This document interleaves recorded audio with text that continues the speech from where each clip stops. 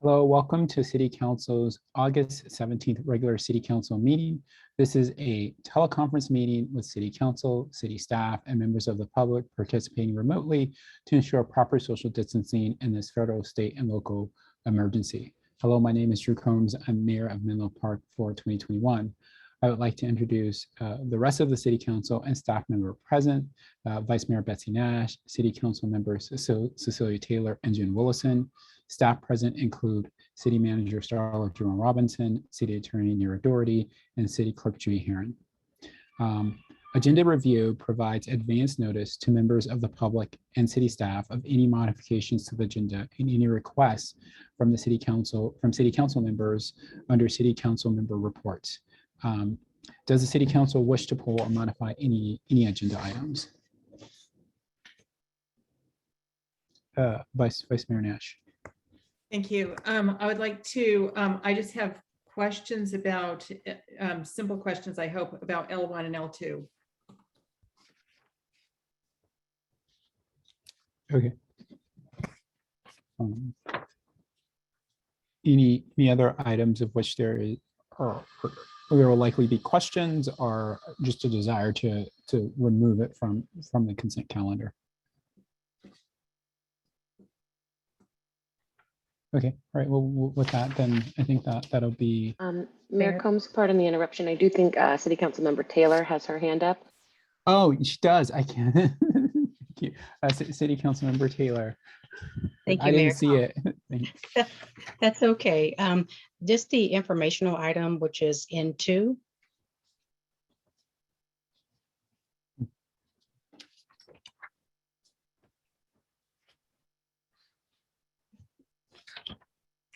Okay. Staff would like to just announce that items M1 and M2 of regular business, it'll be one presentation for both items and 2 separate actions. Okay.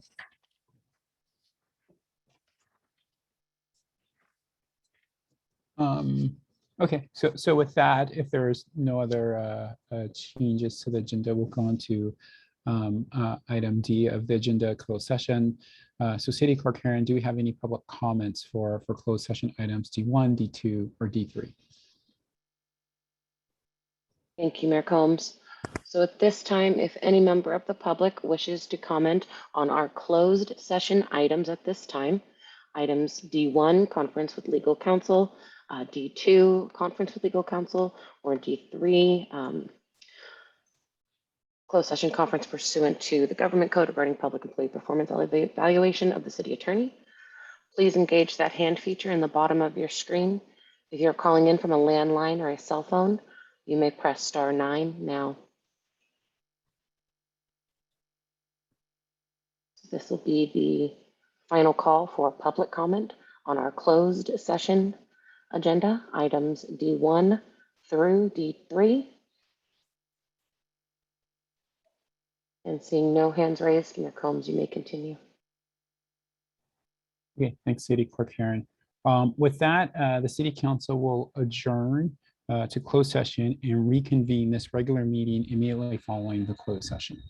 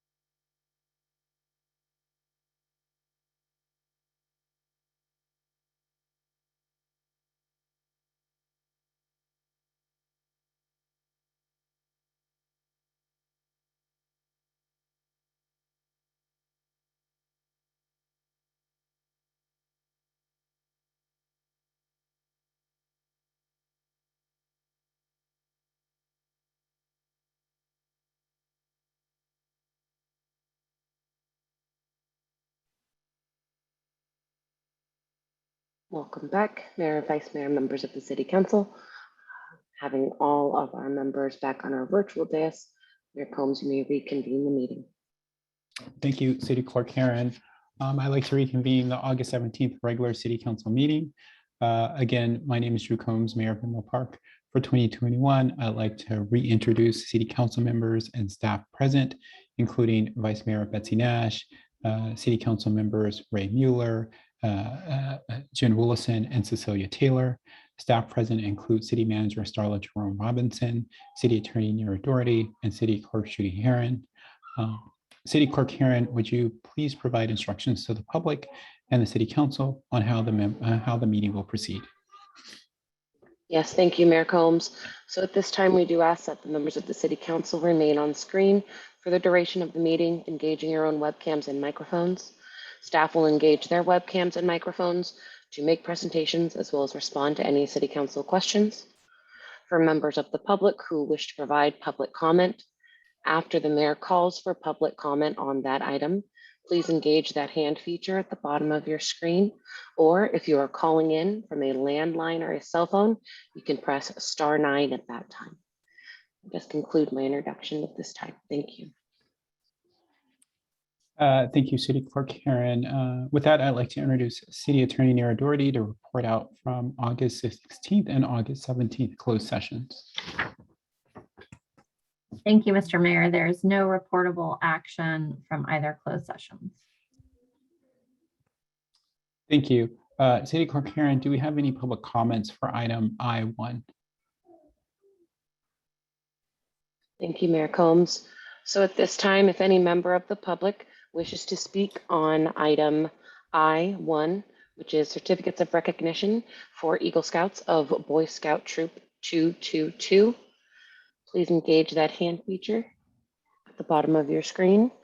If you are calling in from a landline or a cell phone, you may press *9 now. So this will be the final call for public comment on item I1.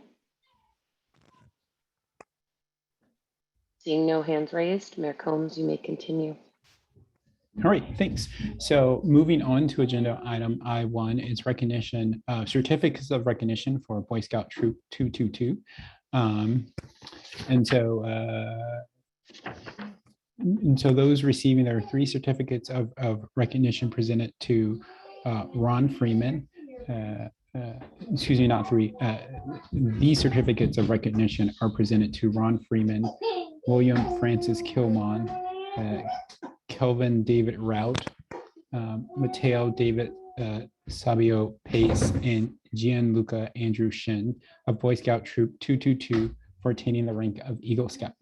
So congratulations to all those Boy Scouts who retained or received, attained the rank of Eagle Scout. So with that, we'll, and I don't know, are any of them present? I know in the past, sometimes if they are present, we allow them to say a few words. So if they are, I'm more than happy for either some or one of them or none can say a few words if they would like. Thank you, Mayor Combs. I didn't receive any RSVPs. However, if any of them are in the audience, you can raise that hand feature or press *9. I do not see any hands being raised. Okay, all right. Well, with that, well, again, congratulations on behalf of the City Council and all of the city. With that, we'll move on to item J, which is public comment. Under public comment, the public may address the City Council on any subject not listed on the agenda. Each speaker may address the City Council once under public comment for a limit of 3 minutes. Please clearly state your name and address or political jurisdiction in which you live. The City Council cannot act on items not listed on the agenda, and therefore the City Council cannot respond to non-agenda item issues brought up during public comment other than to provide general information. With that, City Clerk Karen, can we call for public comment? Yes, thank you, Mayor Combs. So at this time, if any member of the public wishes to speak under general public comment for items that are not on tonight's agenda, Please engage that hand feature at the bottom of your screen. If you're calling in from a landline or a cell phone, you may press *9 now.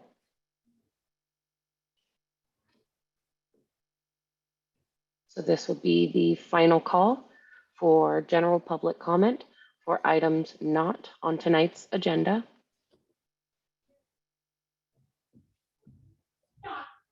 And seeing no hands raised, Mayor Combs, you may continue.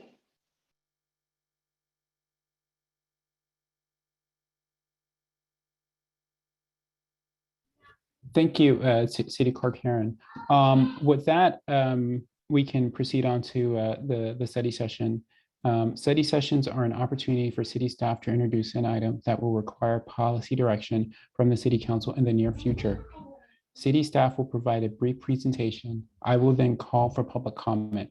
After the public comment, the City Council will discuss the matter interactively with staff. The City Council will not take any action on items addressed in study sessions.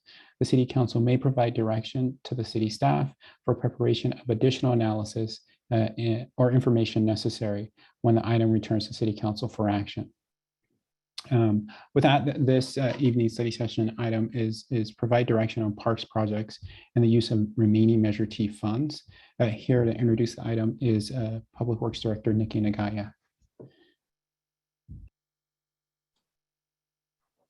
Great, thank you, Mayor Combs, members of the council. Happy to be here tonight to introduce the item. As you said, I'm Nikki Nagaya, Public Works Director, and I will get presentation sharing just a moment here.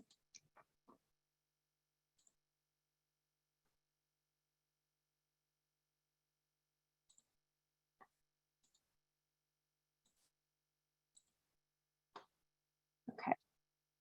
Great. I think you should all be able to see that now. So we have just a quick overview of the item to summarize the staff report that was released on this item with the agenda packet. So we're here to talk about the use of potential use of Measure T funds for upcoming projects.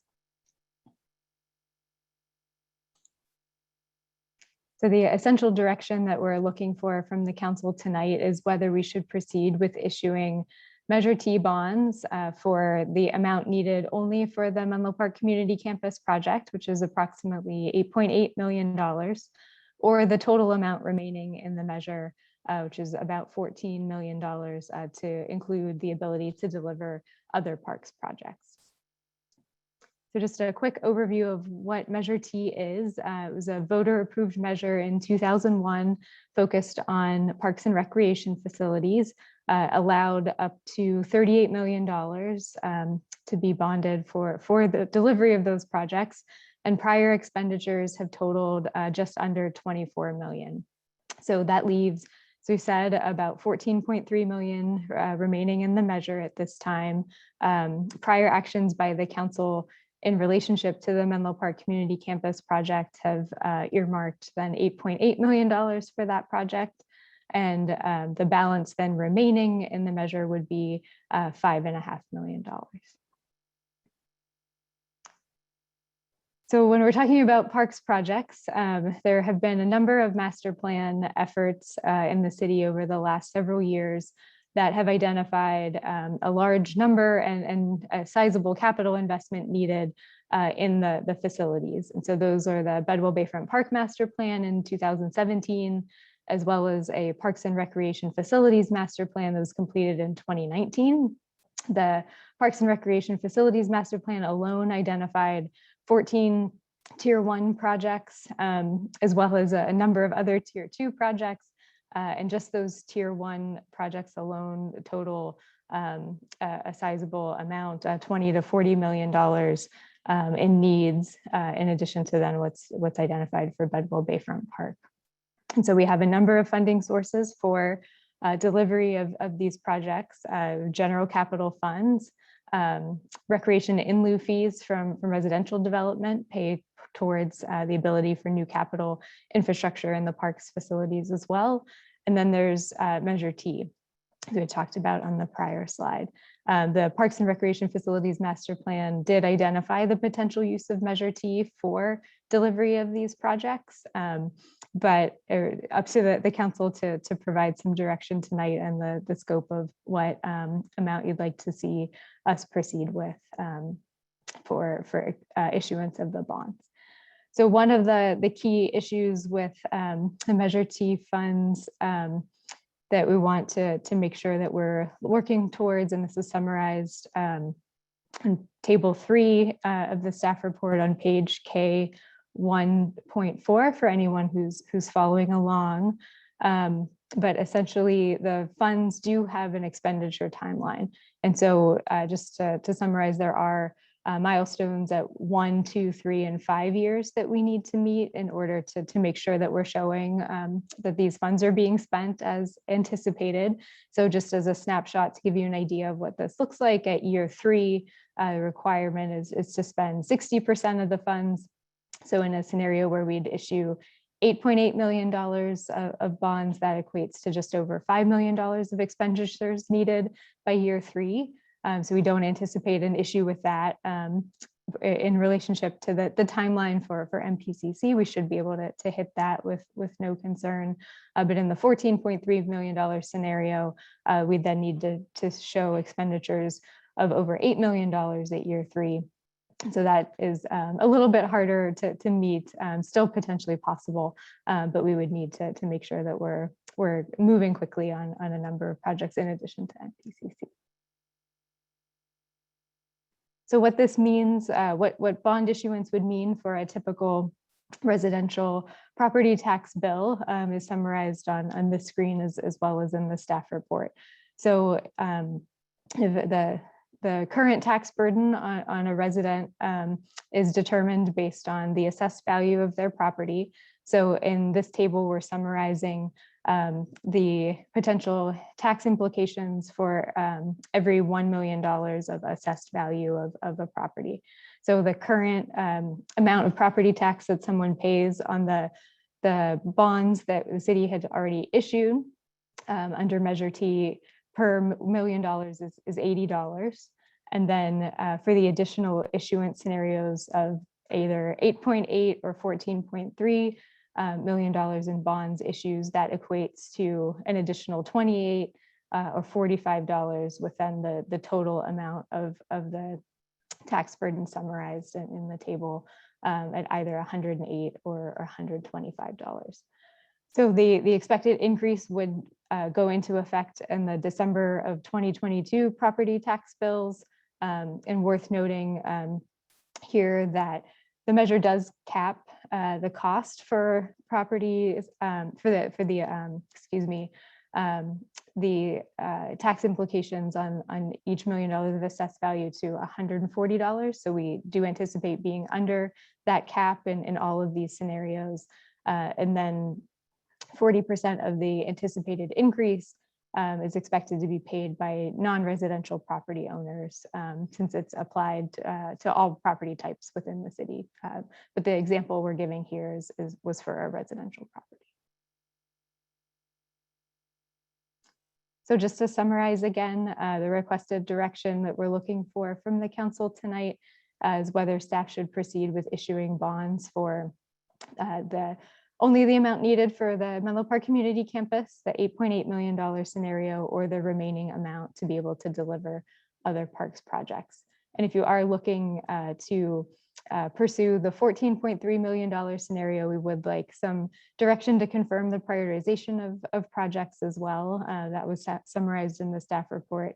And in response to questions, I have summary tables as backup slides you can pull up to point to if you have detailed questions on any of those projects as well. So then in terms of next steps, we would be looking to come back to the council in September to seek authorization from the council to commence bond issuance at the chosen amount. And that enables us to continue progress in the schedule, which is very aggressive for Menlo Park Community Campus to proceed.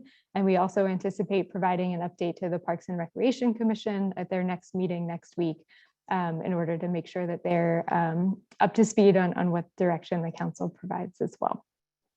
So with that, I'm happy to take any questions. Thank you.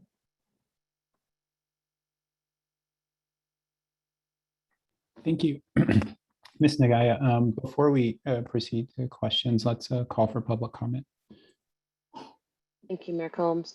So at this time, if any member of the public wishes to speak on item K1, provide direction on parks, projects, and the use of remaining Measure T bond funds, please engage that hand feature in the bottom of your screen.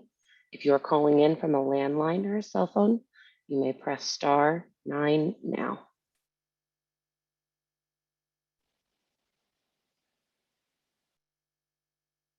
So this will be the final call for public comment on our study session item K1. And seeing no hands raised, Mayor Combs, you may continue.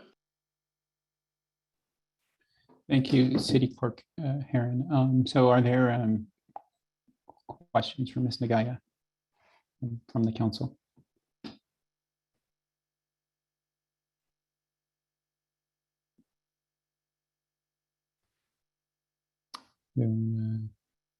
I don't see where there are any. Vice Mayor Nash. Thank you. So I have a couple questions, and one was, how long do the bond payment, how long do the residents pay for these bonds? And do the first ones, when do they stop? And then they're only, anyway, what do the payments look like for residents for how many years?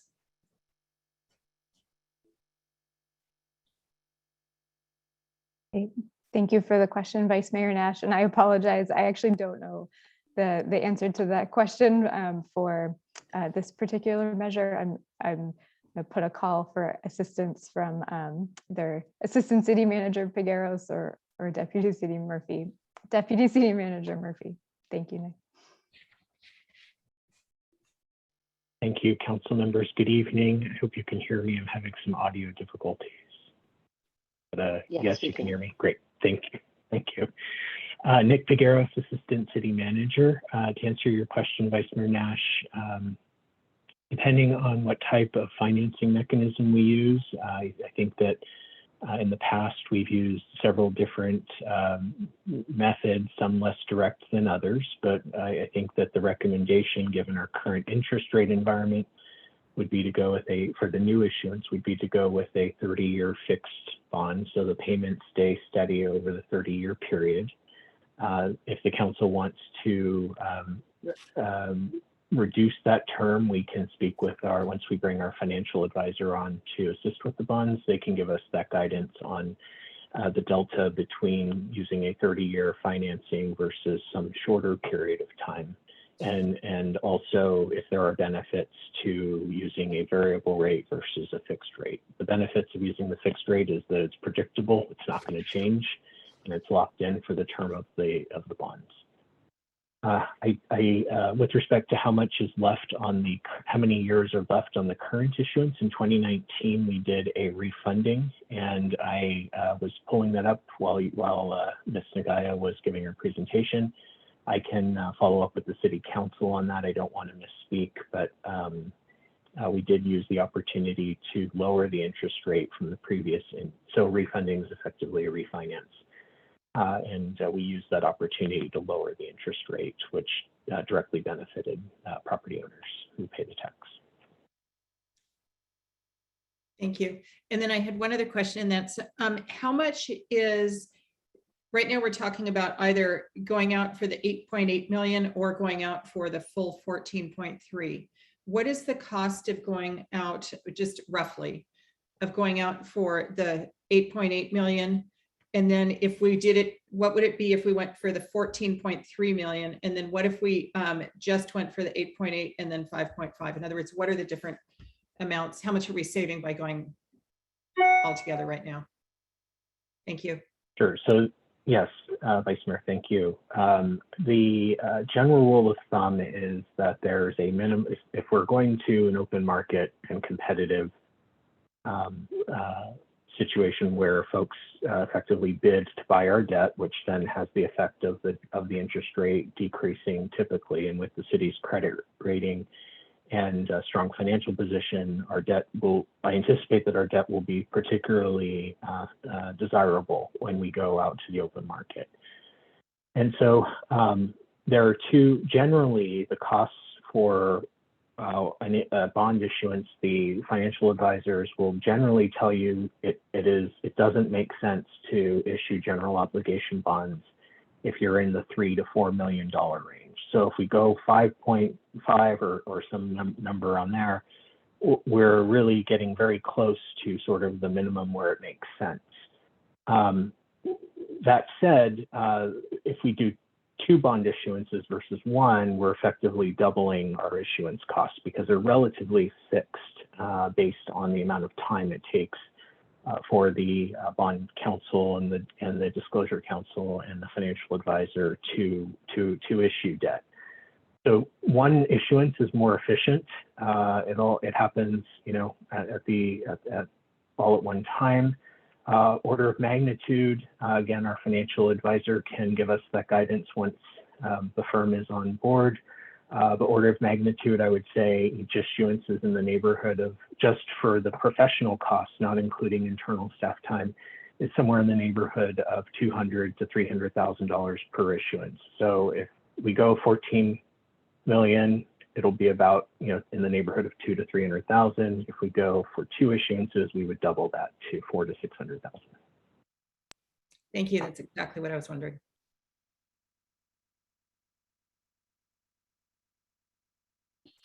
Thank you, Mr. Figueros. Any other questions for staff before we just, Councilmember Willison? Thank you. First, thank you, Vice Mayor Nash, for asking those excellent questions. That information was extremely helpful. I guess, Ms. Nagaya, the staff report refers to projects being delayed if we add on projects to meet our deadline on expenditures. So I'm curious how you foresee that, and then also as you're looking at prioritizing which projects to spend extra funds on, that prioritization process, and is it following, I read the staff report, but if you can remind me, is it following the master plan, and how would any new needs that come out for open space or park space through the housing element or through our growth that we're experiencing, how would that be incorporated into the prioritization process? Great, thank you for the question, Councilmember Willison. So I think in the, just to summarize the basic prioritization recommendations, what we had recommended was to then apply Measure T funds that may be made available through this issuance, if you choose to proceed with the $14.3 million scenario, to existing projects that we're currently working on. So that's Willow Oaks Park improvements, the Burgess and Willow Oaks Park playground equipment, and then the Bedwell Bayfront Park entrance project.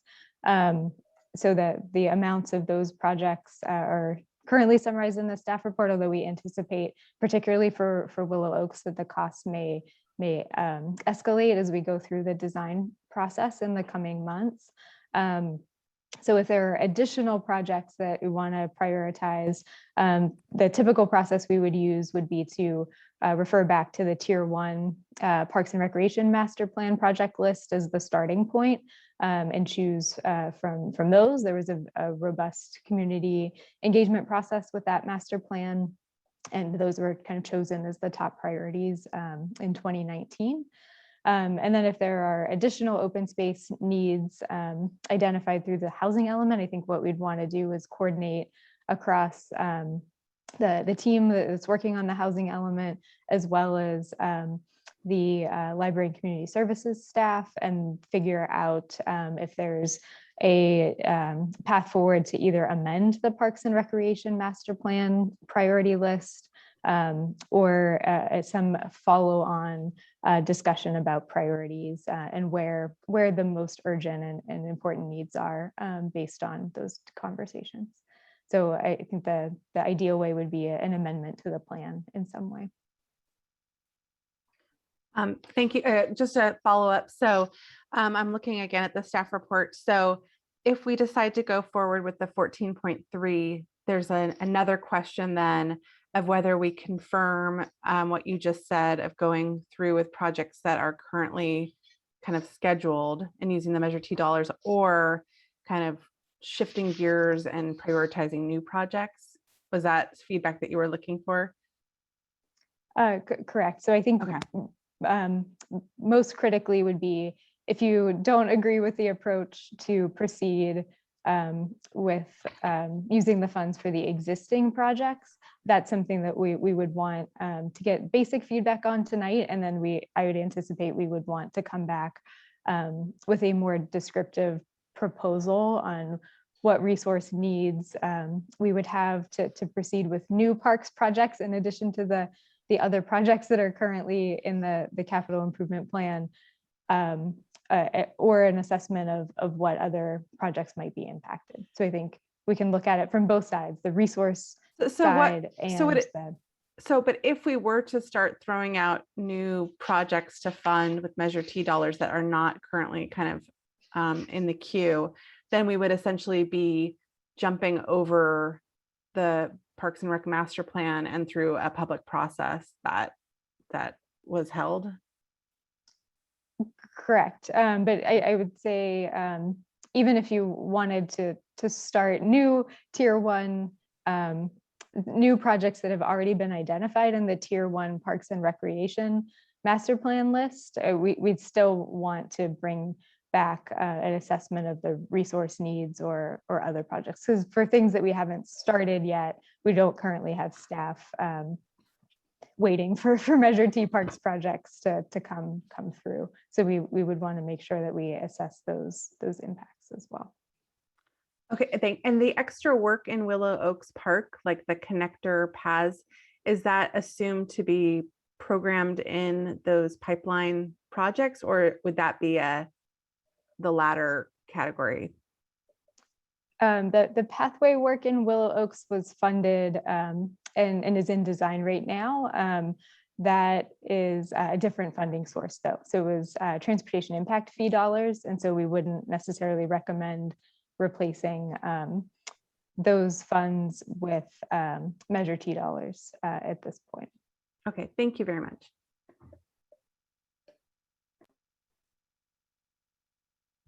Thank you for those questions, Councilmember Wilson. Are there any other Councilmember Taylor? Thank you, Mayor Combs. I have a question regarding the recreation in lieu fee. That's paid for as an impact from development directly? Yes, that's correct. Any residential for sale units pay recreation in lieu fee it's essentially based on the valuation of the property. And then that's put into an account that then is used for recreation and parks capital needs. Okay, thank you. Just one thing is that I'm very supportive of just going out for the bond once. So I'll just put that out there. And then I do have some follow-up questions specifically on some of the items that's listed on the chart. What page is this? K 1.3, but I don't want to jump ahead if we're not there yet.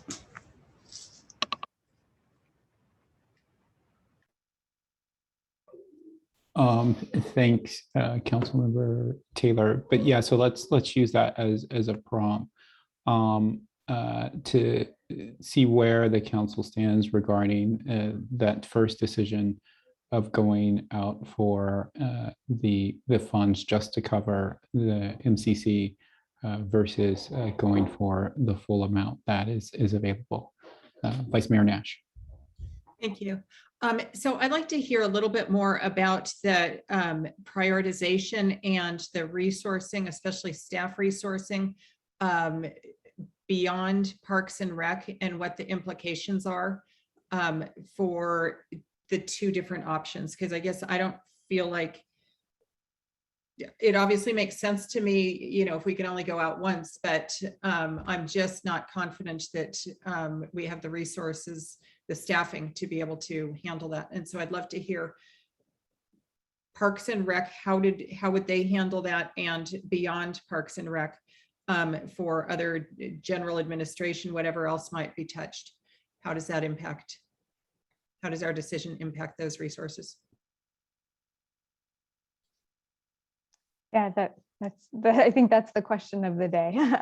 So all of the capital projects, but particularly for parks, I think we do have lots of engaged stakeholders that want to participate, and then across the city as an organization, also have a lot of different stakeholders and users, field rentals, different components that we try to coordinate when there are capital needs coming and projects being pursued.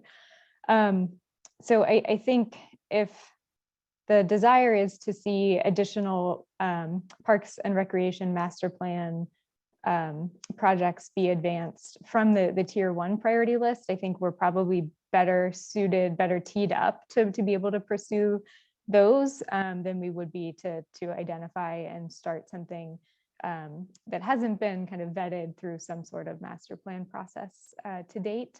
But that said, I think as you all know, there are resource constraints across the organization. So I think we would want to understand what your priorities are, and then we can bring back recommendations for how to phase projects. We'd also want to look closely at the cash flow projections that and the expenditure projections specifically for Menlo Park Community Campus to understand how many Measure T dollars we need to spend on those timelines that I showed earlier, so that we have a very clear picture of what our schedule requirements are for delivery of the projects moving forward. And some of the tier 1 projects on the list are more straightforward than others. The range of projects is everything from MPCC to a new crossing of the Dumbarton rail tracks near the Kelly Park facility, to landscaping, pathways, lighting in other parks around the city. So there's a very large range of the types of projects we could deliver, and dependent on that kind of specific scope, it impacts different teams within the city organization, as well as different community groups and stakeholders that we'd want to engage with. So I'm sorry, that's not a completely clear picture. It's very dependent on the types of projects that we want to move forward with the remaining dollars in the measure. Thank you. Would you envision needing extra staff if we were to fund the entire amount at this point? At this point, not necessarily. I think what we would want to do first is assess the resourcing needs through consultant services delivery, with then projects and consultants being managed by staff. So it's similar to what we're doing right now with work in Willow Oaks Park, where we have a consultant that's working with our internal team to put together the more detailed design drawings and things. So that can help us move projects forward without adding internal staff, but we do have a number of vacancies and people out on various leaves right now that we're trying to factor into project delivery schedules as well. But that's something that I think we'll be able to get a handle on in the coming weeks.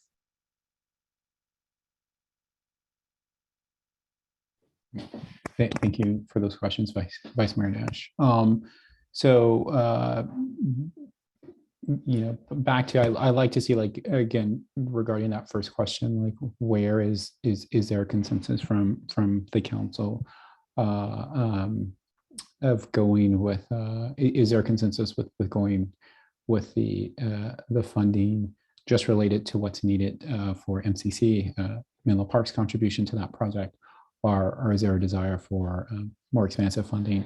So I think obviously it's no, I won't speak long. There's no secret where I stand on this. I've been in favor of maxing out the available Measure T funds, and I saw it as a way of providing clear, sort of assured funding streams for projects that were essentially already teed up to some degree.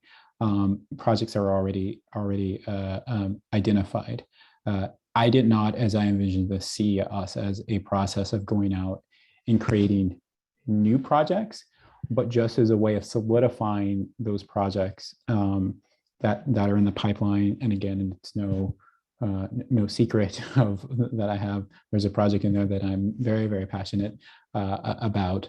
And so in wanting to see, again, like I said, that project got a clear source of funding. And in theory, like the idea is that this does, as a way, open up additional funding for those projects that are relying on general funds projects. It just opens up that funding, right? For other Parks and Recs projects, but also maybe non-Parks and Recs projects, because general funds are obviously not, we're not limited in how we use them. And so that's where I stand. So again, I'm supportive of going for the full amount that we can draw down, and essentially sticking with the projects that have been essentially teed up in some way or identified. Okay, with that, I'll go to Councilmember Wilson. Thank you, Mayor Combs, and I am very much in agreement with where you're at, and I'm actually willing to make a motion if you want. I don't know, we're ready for that. So I don't think we'll make a motion, right? Someone correct me if I'm wrong, but if there is a general consensus. Yeah, I mean, I'm just for going out for the full thing and for sticking with what's in the queue already. Okay. Are there Vice Mayor Nash? So are we talking about the projects that are in the queue, the ones that are currently underway? Those are the ones that we are going to continue, or are we going to go, very honestly, for example, with Burgess Park, consider artificial turf to increase all season weather play.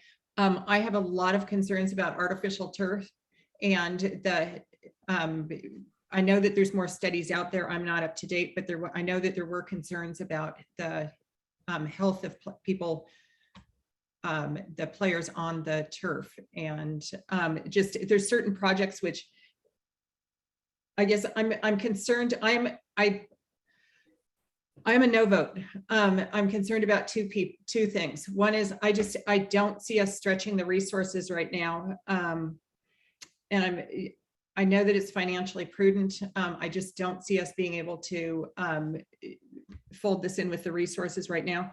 I'm also concerned that, to me, the Willow Oaks Park and the pathways are funded, are they not? Or is there something that I'm missing? Because I do want that to, things that are currently going, I would like to see proceed if they're not currently on hold, such as Willow Oaks Park, the pathway that is currently going. Is there an issue with funding there? Please go, Ms. Nagaya. Sorry about that. So table 5 in the staff report summarizes the currently funded tier 1 parks capital projects that are in process right now. There are improvements at Willow Oaks Park that are funded, as well as the playgrounds at Burgess and Willow Oaks. Those are both programmed using recreation in lieu fee funds. So what we would propose in that particular case is that we would swap the funding source and use Measure T dollars first, and then be able to use the recreation in lieu fee funds that were programmed for those projects for other parks projects in the future. So I think we're not proposing to put them on hold or slow them down in any way to align with Measure T bond issuance, but would just then use any potential funding to essentially swap out the source.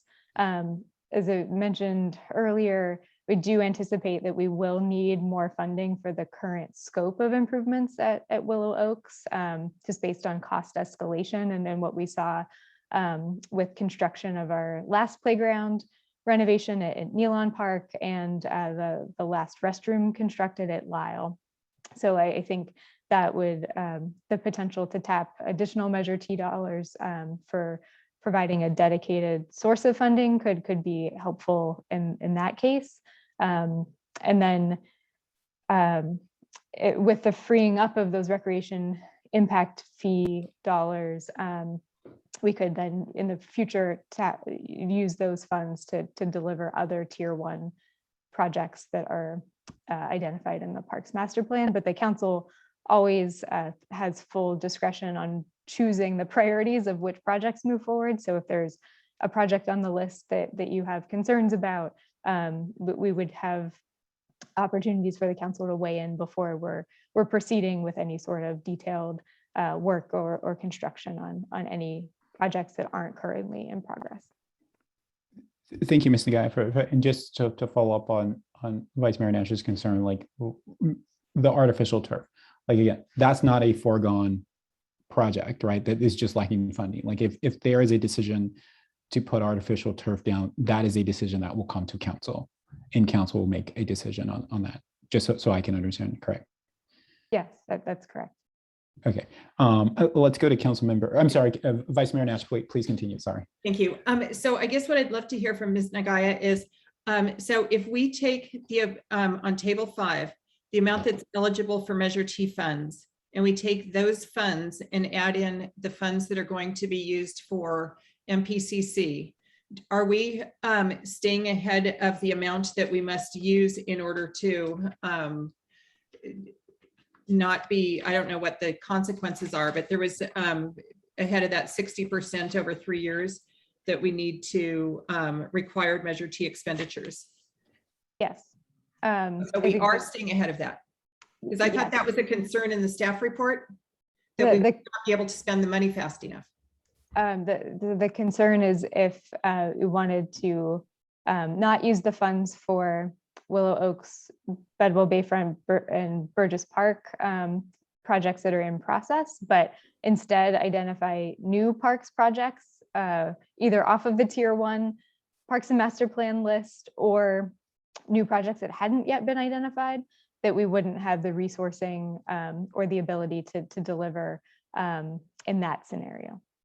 So we actually do have enough projects to make the required expenditures within the timeline of our existing projects if we move what's currently being paid for by general funds to Measure T funds.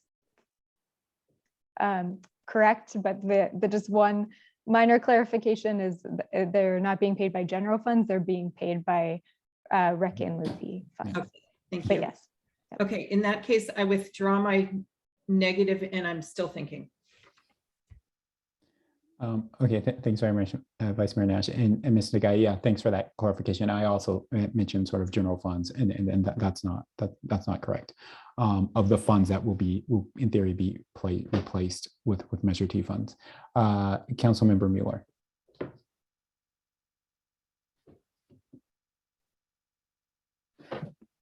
I can't hear you, Councilmember Mueller, if you're commenting. I apologize if I didn't hear it, Ms. Nagaya, but I didn't see it in the written report, staff report, nor written on the presentation. If we were to do the increased amount past what we're doing for the center, that additional $5 million, what is the cost that would be assessed on taxpayers? Yeah, thank you for the question, Councilmember Mueller. So there is this in the staff report that can point out for those that may be following along as well. It's table 4 on page K 1.5, and the difference that's expected between the $8 million issued scenario and the $14.3 million issued scenario is, do the math in my head, $17 per $1 million of assessed value. So if you have a $1 million property in the city, $17 difference per year. So it's and the average home price is, so It's a $2.5 million for a residential so single family home. we're talking about $50 extra a year to do the extra amount. Approximately, yeah. Well, it's interesting. I just say it's interesting because when you go back and you look at the time the bond was passed and you look at the arguments for it, the argument was for the entire bond, the entire amount of money. It was only going to be $70 a year more in property taxes. But the average home cost in Menlo Park was $500,000 at that time.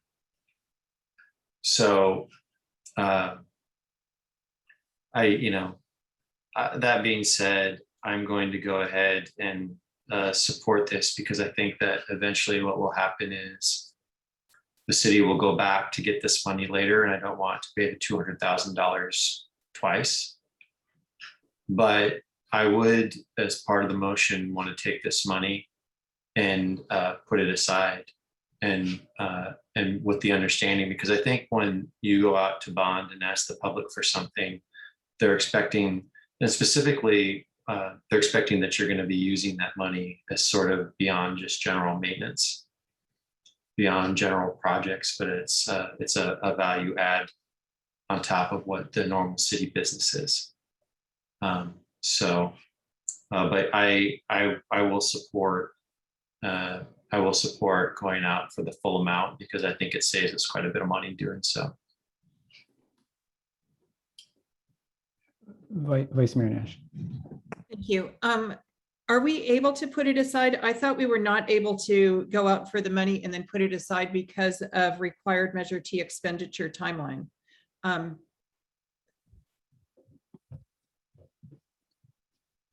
Yeah, I will say, and I'll let Mr. Guy. Certainly, the staff's recommendation is not that it be put aside, but that it be used for projects that are teed up already. And so that's my understanding of the recommendation for staff, and then that does then allow them to meet the timeline required for the funds being expended. Thank you. I'm actually curious if we are allowed to set it aside, because that's, to me, is a different beast. Because if we have, anyway, do we have to, is it required to be spent within a certain timeline, or can we in fact put the extra money aside and use it as we see, as we have projects, as I believe was just suggested? Sure. So I think the first thing we'll mention is just the restrictions on the use of the funds and what the Measure T dollars can be used for. We cannot use them for regular ongoing maintenance of our existing parks or facilities. It does need to be an investment for new capital infrastructure of some kind. So a major upgrade to an existing park or facility, or a new facility altogether. So like in example I can give, one of the consent calendar items you approved for construction tonight is some pathway maintenance in Sharon Park. That is not a Measure T eligible expense because we're simply maintaining existing pathways within the park, not seeing a new capital facility constructed in any way. But something like MPCC, brand new facility, new capital asset, it is eligible for the use of these dollars. So that does provide hopefully some assurance that the projects that we're using the funds towards are new investments for folks to take advantage of in our parks and city buildings and facilities as well. And then in terms of the expenditure timeline requirements, I haven't been able to find a guideline or requirement from the Treasury, the state Treasury folks that dictates the use of all of the funds by an outside date. But the 5-year horizon was the longest that we found, and you have to spend 85% of the measure within 5 years. So I think that's the outside deadline that we're looking at.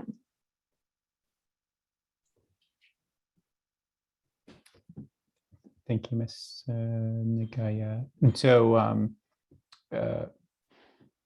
yeah, so where are we at? I think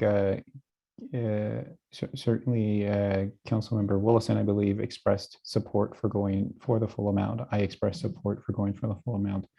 I think Councilmember Taylor also expressed support. I want to, Councilmember Mueller expressed support with this idea of setting aside the funds. I don't know, again, based on what Ms. Nagaya has, again, like I'm in favor of a process by which the funds are funneled into pre-existing projects. And so I don't, under that, I don't see where that aligns with sort of setting the funds aside. And so I wouldn't necessarily be in support of that approach. But happy for Councilmember Mueller to explain it further. And Vice Mayor Nash, I don't know if you've fully weighed in where you're at.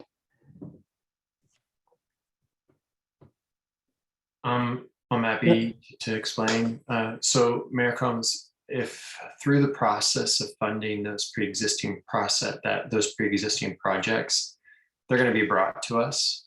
And at that time, if the amount of money to fund that project could be identified that that was coming from Measure T bond money, so that we could go ahead and at that time of funding decide whether or not that was an appropriate use of the Measure T bond funding, that would satisfy my concern.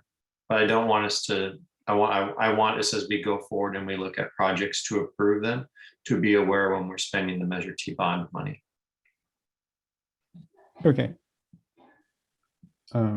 Yeah, I think I think part of the direction that staff was seeking is like the understanding that for those projects that have listed and are funded, they would sort of by default swap out those funds for Measure T funds, the extent to which it was allowed. And so Ms. Nagaya, please correct me if that's not what you're, as part of the direction you were hoping for, was just an understanding that like, hey, again, for the projects on this list, whether it's funding, whether it's in lieu or general funds or whatever, that like, if we can swap in the Measure T funds, just know that that's what we're going to do.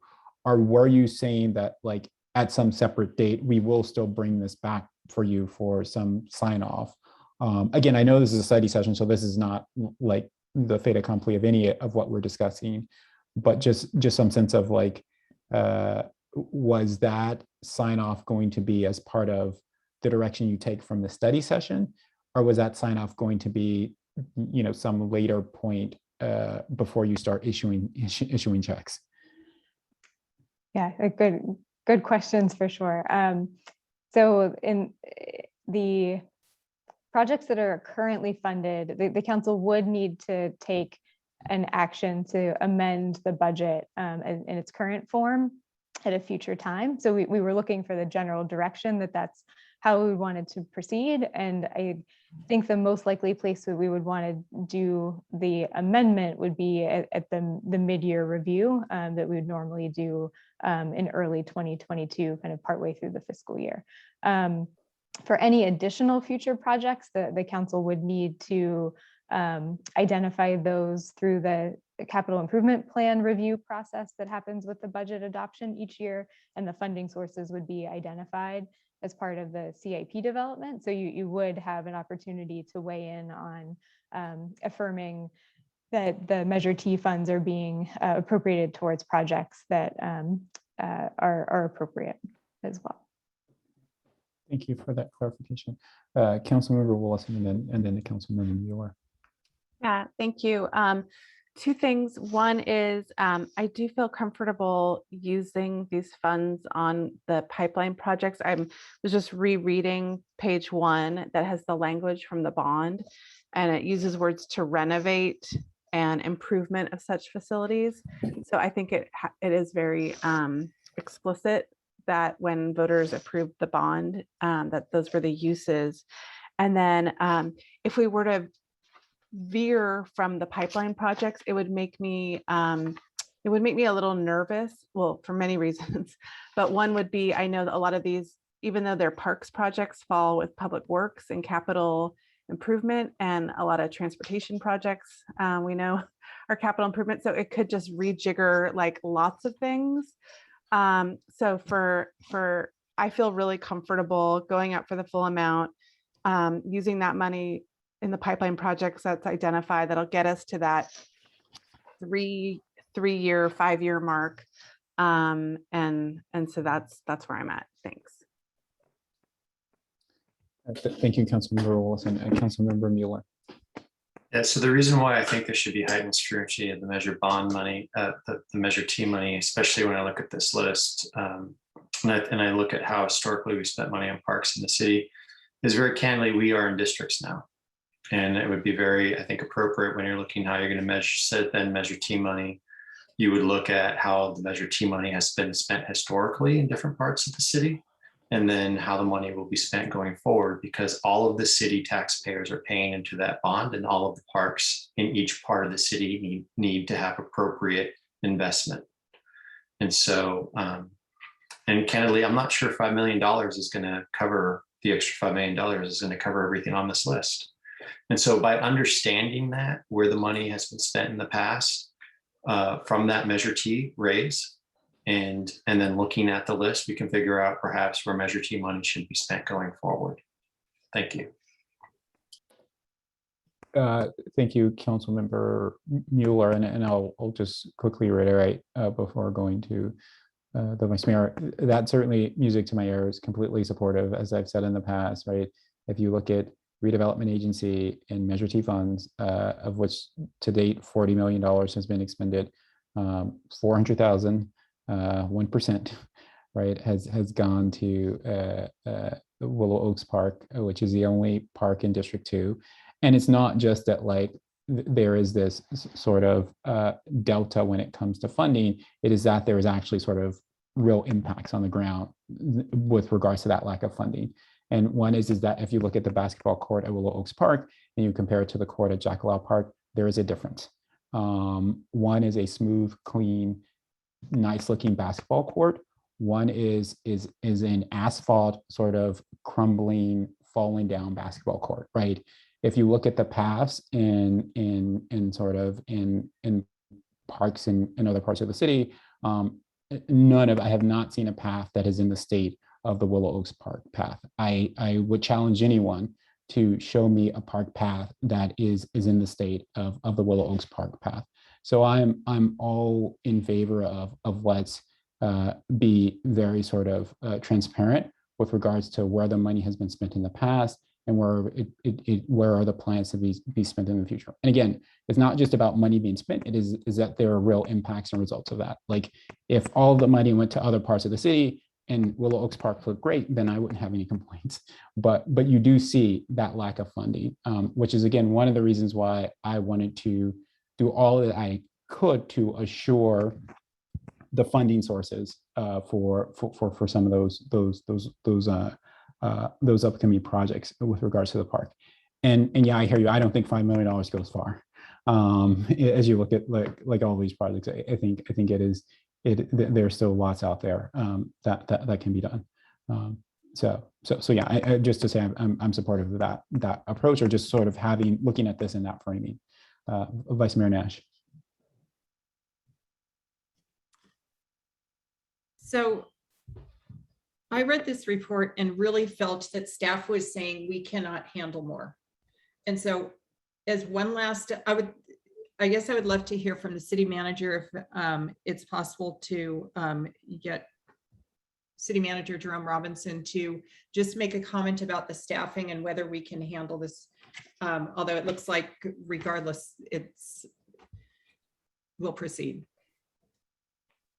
Well, so yes, I believe that we have sufficient staffing or will have sufficient staffing in the next 5 years or 5.5 years once this has been issued, to be able to implement these projects. And if there's any variance from that, we'll come back to you immediately and let you know that.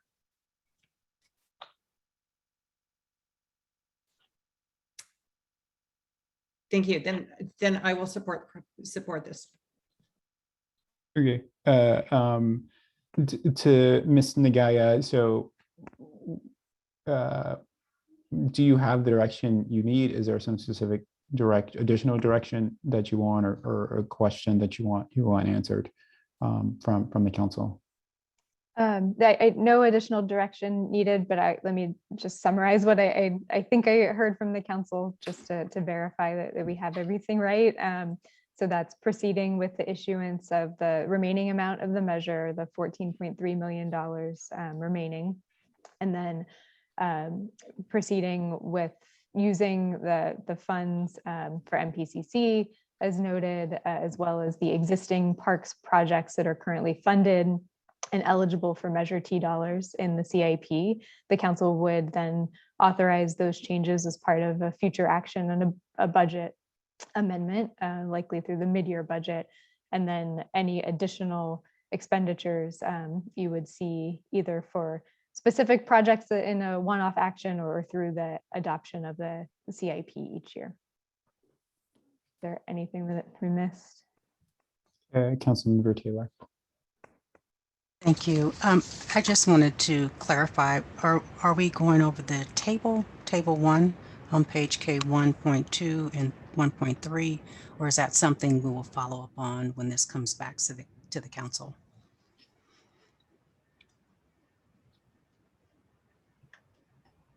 Well, my sense is that regarding the details, we'll follow up on it. But if there's something that you want to surface now, then my suggestion would be surface it now, so that we can have it out there.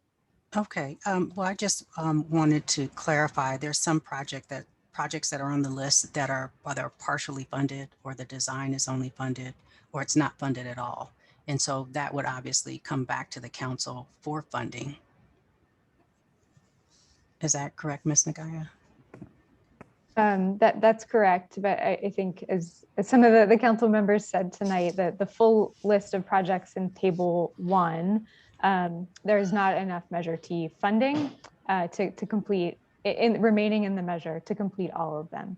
So even with the authorization of the $14.3 million, what's listed in that table is closer to $50 million total in needs. So I think there are a number of projects that are called out as not yet having funding, not having started yet. So those would be programmed over time to then come to be activated through the annual CIP process. And all of the projects on here, the 14 projects, are a part of the Parks and Rec master plan. Correct. They're the tier 1 projects from the Parks and Recreation master plan. Okay. And so the reason I'm bringing this up is that I'm looking at a list of when each community facility was constructed, and then the most recent construction project there. And so some of the projects that are on this list have had a construction project within the past 10 years. So for me, I would prioritize something that hasn't had any project for 20 years, so to speak. But a priority for me is just safety. So I'm looking at these projects in there. And so some of these projects on here, I wouldn't be supportive of funding. So, and I'm not sure if now is the time for that discussion, considering that they're not fully funded anyways, or do I just wait until this project comes up for funding, or is this something to identify now before you come back with the follow-up report from the study session? Yeah, so it's a good question. So I think in this case, your action tonight will not direct staff to start any of the projects on the tier 1 list.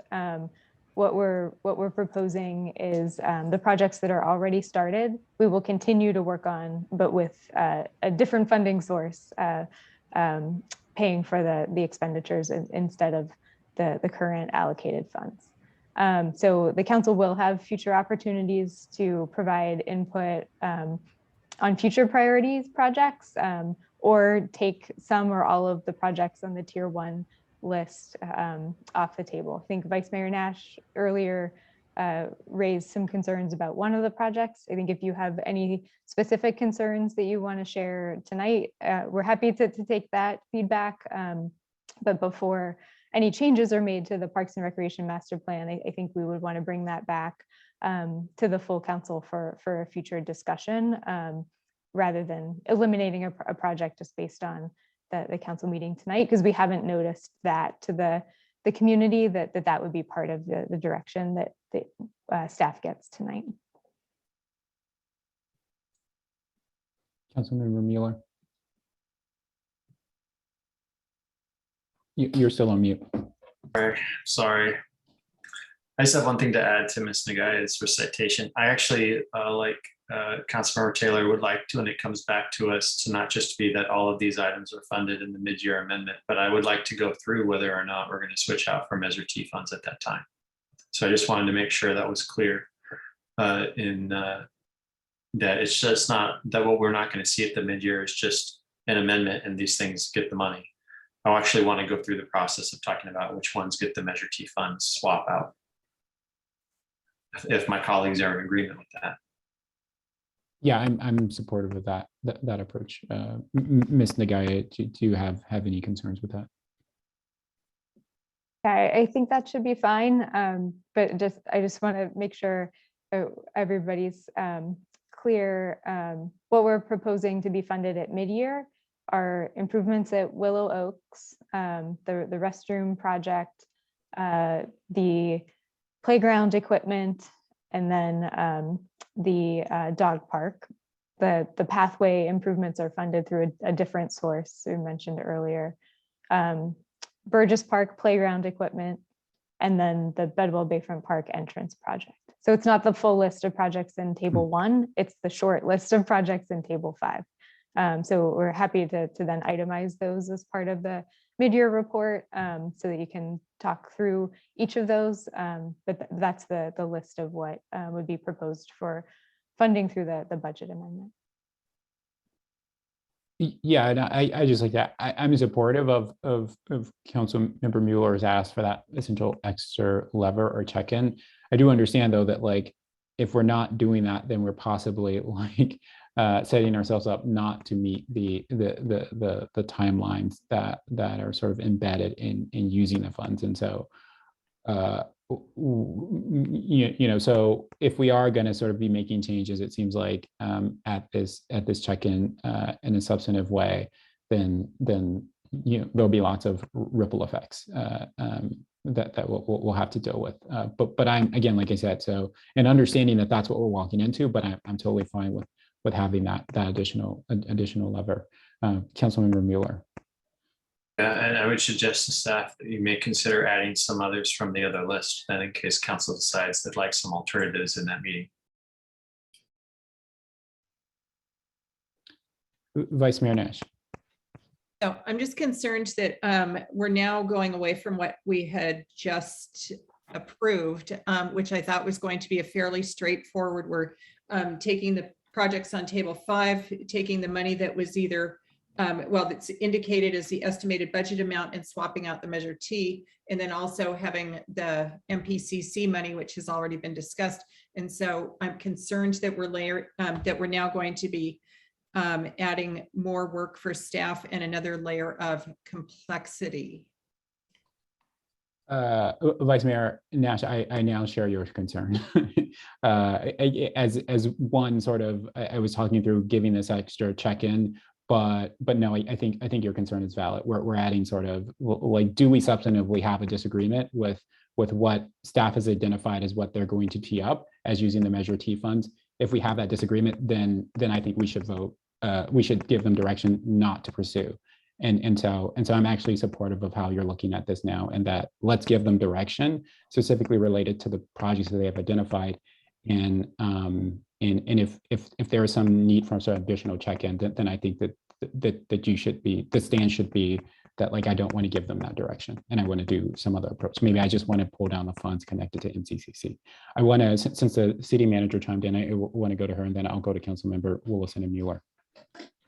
Well, so I think the council will have an opportunity to look at the funding comprehensively when we come back with mid-year budget amendments. I also just want to remind you that you have at least several $millions in ARP money that could be put towards capital projects if you decide to do that. So I don't think, I want to make sure that we all understand that issuing the Measure T bonds increases our funding capacity for projects. Thank you for that clarification, City Manager. Let's go to Councilmember Willison. Thank you. And I understand the desire to look at things with an added layer of kind of district distribution. And I think that's a good thing to think about as we move towards how we do goal setting, prioritization, CIP, what have you. To me, this seems like not the time to do that. It seems very specific. And I would be hesitant of opening up a whole, then there's going to be a whole community conversation around priorities again. And like we've acknowledged, this already went through the master plan process. And so I would very much just like to stick with the original staff recommendation of the list, and that'll keep us on that timeline. It seems like a really clean way to do it, and it doesn't negate the ability for us to, like I said, add that layer lens of citywide perspective going forward. Councilmember Mueller. Yeah, I mean, so my issue is, and it goes back to like when I was trying to fight to get a sidewalk looked at in my district, which we had no sidewalk projects forever, and we were managed to get a sidewalk. The reason why I want to look historically is I'd like to see the last time Measure T money was spent in Sharon Park, because I see a list here of projects, none of which are in my district or relate to Sharon Park, and I can't remember the last time that there was Measure T money spent in Sharon Park. It may be, but I'd like to see historically when it was. But I see a lot of money. I know that there has been a lot of money spent well, there's either been money spent or money planned to be spent in the other districts. And so I see something for Sharon Park here on the list, but it's not being funded. And, so it's my job to advocate for my district. And so that's why, very candidly.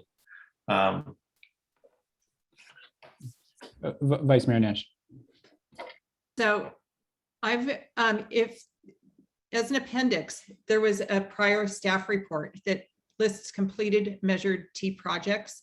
And there are 1, 2, 3, 4, 5 projects in District 5. There were many projects in District 5, many projects in District 3, a few in District 4. There were none completed projects in District 1 or District 2. I think that District 5 has had many, has had a number of projects. They were not major dollar amounts, but they have had 5 different projects with completed Measure T project funds. And so I think that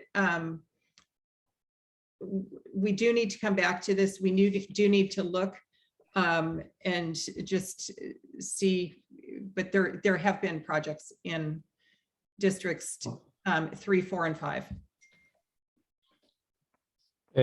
Councilor, and I just, Vice Mayor Nash, you're totally right. I will sort of add the one caveat that District 1 did avail itself of community redevelopment agency funds, which District 2 has never been able to avail itself of. So I just think that that's MPCC now. Yes, and so I do think that is a point to make. Councilmember, if I may, Councilmember Mueller. Well, I would make the point that that's why I don't remember these projects, because they are relatively small comparatively to the other projects that have taken place throughout the city. These are, I would, they're not large projects when you look at the dollar amounts. So I appreciate they've been 5, but they don't compare to what's taken place in the rest of the city. I don't think, and the Measure T was for $38 million. And what do these add up to? I'm not sure we're breaking $1 million when I look at them. So I really, again, would like to have that discussion about how we're going to spend some of that Measure T money.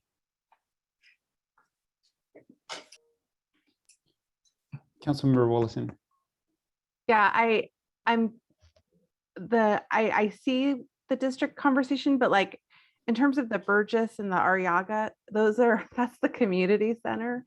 And outside of that, I don't think I see any District 3 parks. So it's like a slippery, this is a tricky game. And I think we're all here to serve the city and where the greatest need is right now. And like I said, I think the greatest need is to just issue these bonds and move forward and get the MPCC ready and save the money on having to go out twice, and to use the pipeline projects to just to get through these funds, which is it's a great thing to have. And I know we all want to advocate for our district, and we all want to make sure we're using additional funds the best way we can for our residents. But I would argue that if we're talking kind of prioritizations and all these things, this isn't necessarily the staff report, the agenda item to have those larger, broader policy conversations, in my opinion. Councilmember Mueller. Well, respectfully, if we were just going for the bonds tonight, I would agree with you. And that's why I said, I think we should go ahead, issue the bonds. I agree with that. But that's not all we're doing. What we're talking about is how we're going to be spending that money and giving direction to staff to come back with us with how that money will be spent. And because we're having the secondary discussion, I want to go ahead and raise the discussion, because we're having them both at the same time, that I actually want to have the analysis of how the money is spent, how it's been spent historically, and how, because there's not going to be that much left after we go ahead and we tell staff to do it. And while we're going ahead and be dedicating money to pipeline projects, there's pipeline projects that have been specified for that money. It's not just like, oh, these are just projects in the pipeline. No, projects have been pulled out compared to other projects that are weighing. You said these will be the ones that receive funding. So there are policy decisions being made about where that money is being spent tonight, and they're being weighed against different, and I believe a district discussion about that is appropriate. Okay, so I think let's, I am of the position of proceeding as staff has recommended. And so I think the question is I am sensitive to the district debate and the concern.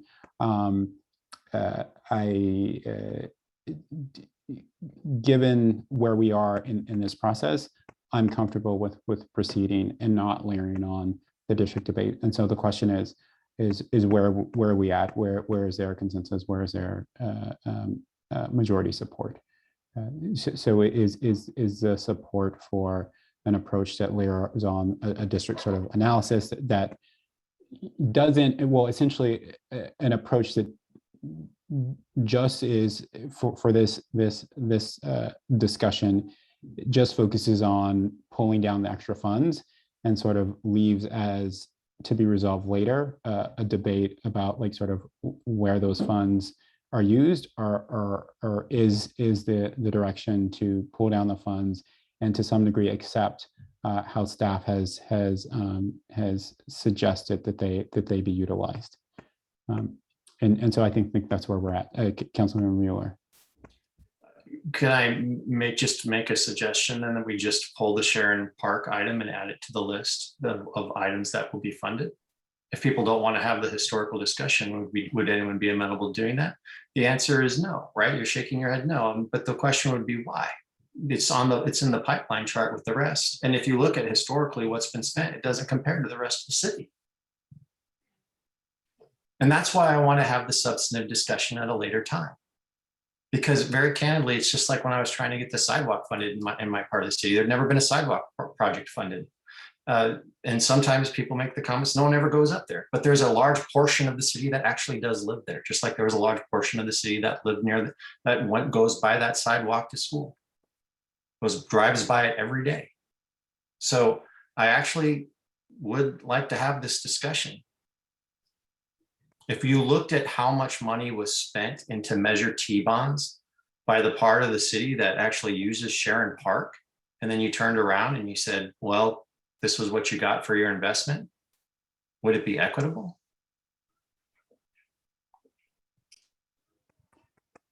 Okay, so I do want to, we have a long night. I do want to hone this question into, like, is there, so Mr. Councilmember Mueller has adjusted his ask that, like, the Sharon Park project be pulled out and added to the list. And so is there support for that? Councilmember Willison? Yeah, I'm just confused if this is a question for staff. Because I'm wondering now if we're just talking about the same thing, but we're just the money pots. So if let's say hypothetically we used because it doesn't sound like the Sharon Road project is being delayed or it's not being prioritized. It sounds like it's happening like any minute. If I'm reading, is it number 7 on the list? It's just identify to use different funding sources. So if that got Measure T, but then one of the ones that was on table, I don't know, 5, is it? Table 5 had to use rec and lieu fees. I mean, is there really any difference other than one having Measure T and one not? So you try to clarify. So the project number 7 in table 1 in Sharon Park, the scope was to upgrade park infrastructure, pathways, landscaping, and lighting. The scope of work that the council authorized on the consent calendar tonight for construction contract was the pathway work. So it's one element of that broader project that is not eligible for Measure T because it's maintenance of existing paths. And so it's currently being funded through the pathway repair project in the CIP program, which uses general capital dollars. So there may be other elements to the Sharon Park project scope that was identified in the Parks and Recreation Master Plan, other infrastructure, landscaping, lighting improvements that could be Measure T eligible. I don't have that detailed information tonight, and we would not be looking for the council to authorize necessarily any sort of prioritization discussion around new projects in the mid-year budget request. We do not have staff capacity to take on additional new projects in the immediate next few months as it stands. But what we would anticipate then is prioritizing the rest of the projects. So there's a roughly $3 million remaining if you kind of factor in the table 5 projects that are proposed through future CIP discussions and the budget adoption process.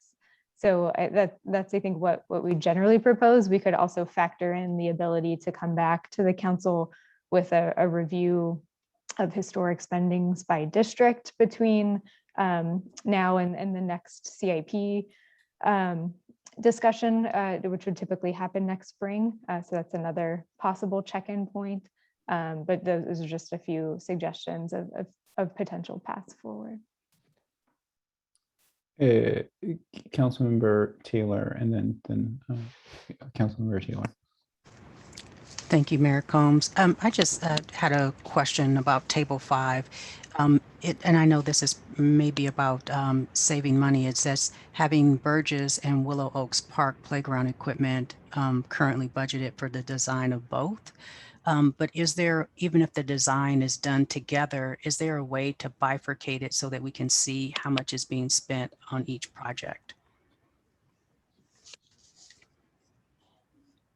So right now, the contract that we have in place with the consultant is they're designing both playgrounds. So it's going to be, I don't want to say impossible, nothing's impossible, but it would be difficult to separate out each of the expenditures by park, because the way we've set up the design contract is to take advantage of the efficiencies of having one team to do both design projects at this That part I understand, but the cost for construction, if that could be bifurcated, because my yeah. guess is it's going to be two different values. Correct. Yes, we will definitely separate out the construction cost for the two projects. The design is just what's bundled together. My apologies. Thank you. Councilmember Mueller. Yeah, I was just actually I was just going to point out what Mr. Guy said, was that within the staff report, it makes it clear that there's quite a bit in the Sharon Park project that's not being funded, and I believe the analysis could show that it could be funded by Measure T, and so historically has not seen Measure T investment. And the only reason why I raised this issue tonight is because it is a two-part analysis we're doing. We're doing the issuance, but then we're also basically earmarking the funds for projects. And it's the last of the funds. And I just want to make sure that my district gets a fair shake in how those funds are spent. Thank you, Councilmember Mueller. So whereas, and I do agree with that, the overall assessment that again, there is we're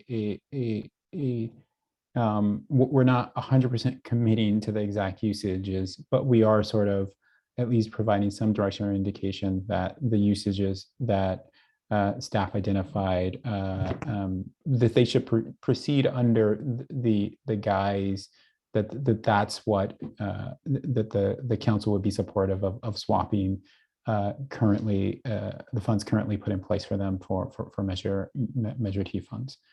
I am, and so where is the council? I hear your concerns, Councilmember Mueller. I don't disagree with them, but I think that I'm supportive of proceeding as staff has identified. I mean, it does not mean that like this becomes a fait accompli, and that the projects that have been identified are for certain going to get the Measure T funds. But I do want to give the direction that is at least how council is leaning. And so the question is whether there's support for that or not. Yeah, I mean, to be fair, I probably will vote against the issuance of the extra money because I don't think it's being, I just don't believe it's being spent fairly. I think the analysis is because it's being a two-step process, and the way it's being allocated without even considering spending it in my district, any of it in my district, when historically the money hasn't been spent in my district to the same extent spent on the rest of the city. I just generally don't think that's fair. So I probably will vote against the second part of the issuance. Okay. Were there any other, and so then that's where we are. I sort of teed up the direction I was supportive of giving. Obviously we're not taking a vote tonight, but if anyone on council has something contrary to offer to the summation I provided, then please do, or their understanding is different. Okay, Mr. Gaia, do you have the direction? Councilmember Mueller. I would just ask between now and the time we vote that you all consider, if it had been your district, whether or not you would have acted the same. Vice Mayor Nash. So I think we need to consider that many of these recreation facilities are used by residents throughout the city. And so when we're talking about where the money is going in this situation, I think it's much more nuanced than in some other situations. having said that, the way I am in favor of proceeding with the way the staff report is written. And what that actually does is it does free up some other rec and lieu funds so that at a point in the future, we are able to choose other projects and put them, and at that point, I think it's a fine discussion to have. My biggest concern with all of this is that we are going to, we've got so many different priorities already on staff's plate, on council's plate that we are addressing to open this up. And when we already have projects that are in process, we're not adding new projects. We are just reallocating money for current projects because it makes sense to go out and have the entire amount put for sale right now with because then you do not incur the double fees.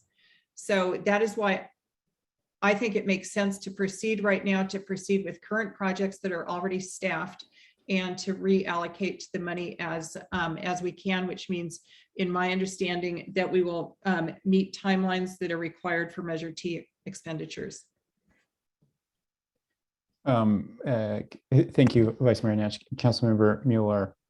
This will be my last comment, but I just, again, like I don't argue with anything you said about being money spent, that people use parks throughout the city. That's not my argument. I think that people actually do visit Sharon Park from throughout the city. I think it deserves the same investment as other parks in the city. And I think when we're allocating Measure T funds, I raised it tonight because I didn't see it in the reports. I think it's, and I don't think I'm asking a lot when I'm saying I'm willing to support the investment in the parks and that have been identified in the rest of the city. But I just simply would like, and I actually didn't even say I wanted it added to the list. I just said I'd like the analysis there so we could look at it later on in the mid-year, and that was rejected. So I said, fine, can we just at least add this so that we can go ahead and consider it at the time of the vote? Can I add this to it? Because we're not voting tonight. Can we just add it to the list? And still the answer is no. And I don't understand that. Yeah, thanks. I think and I think we are where we are, and so I think we have to move on because time is finite.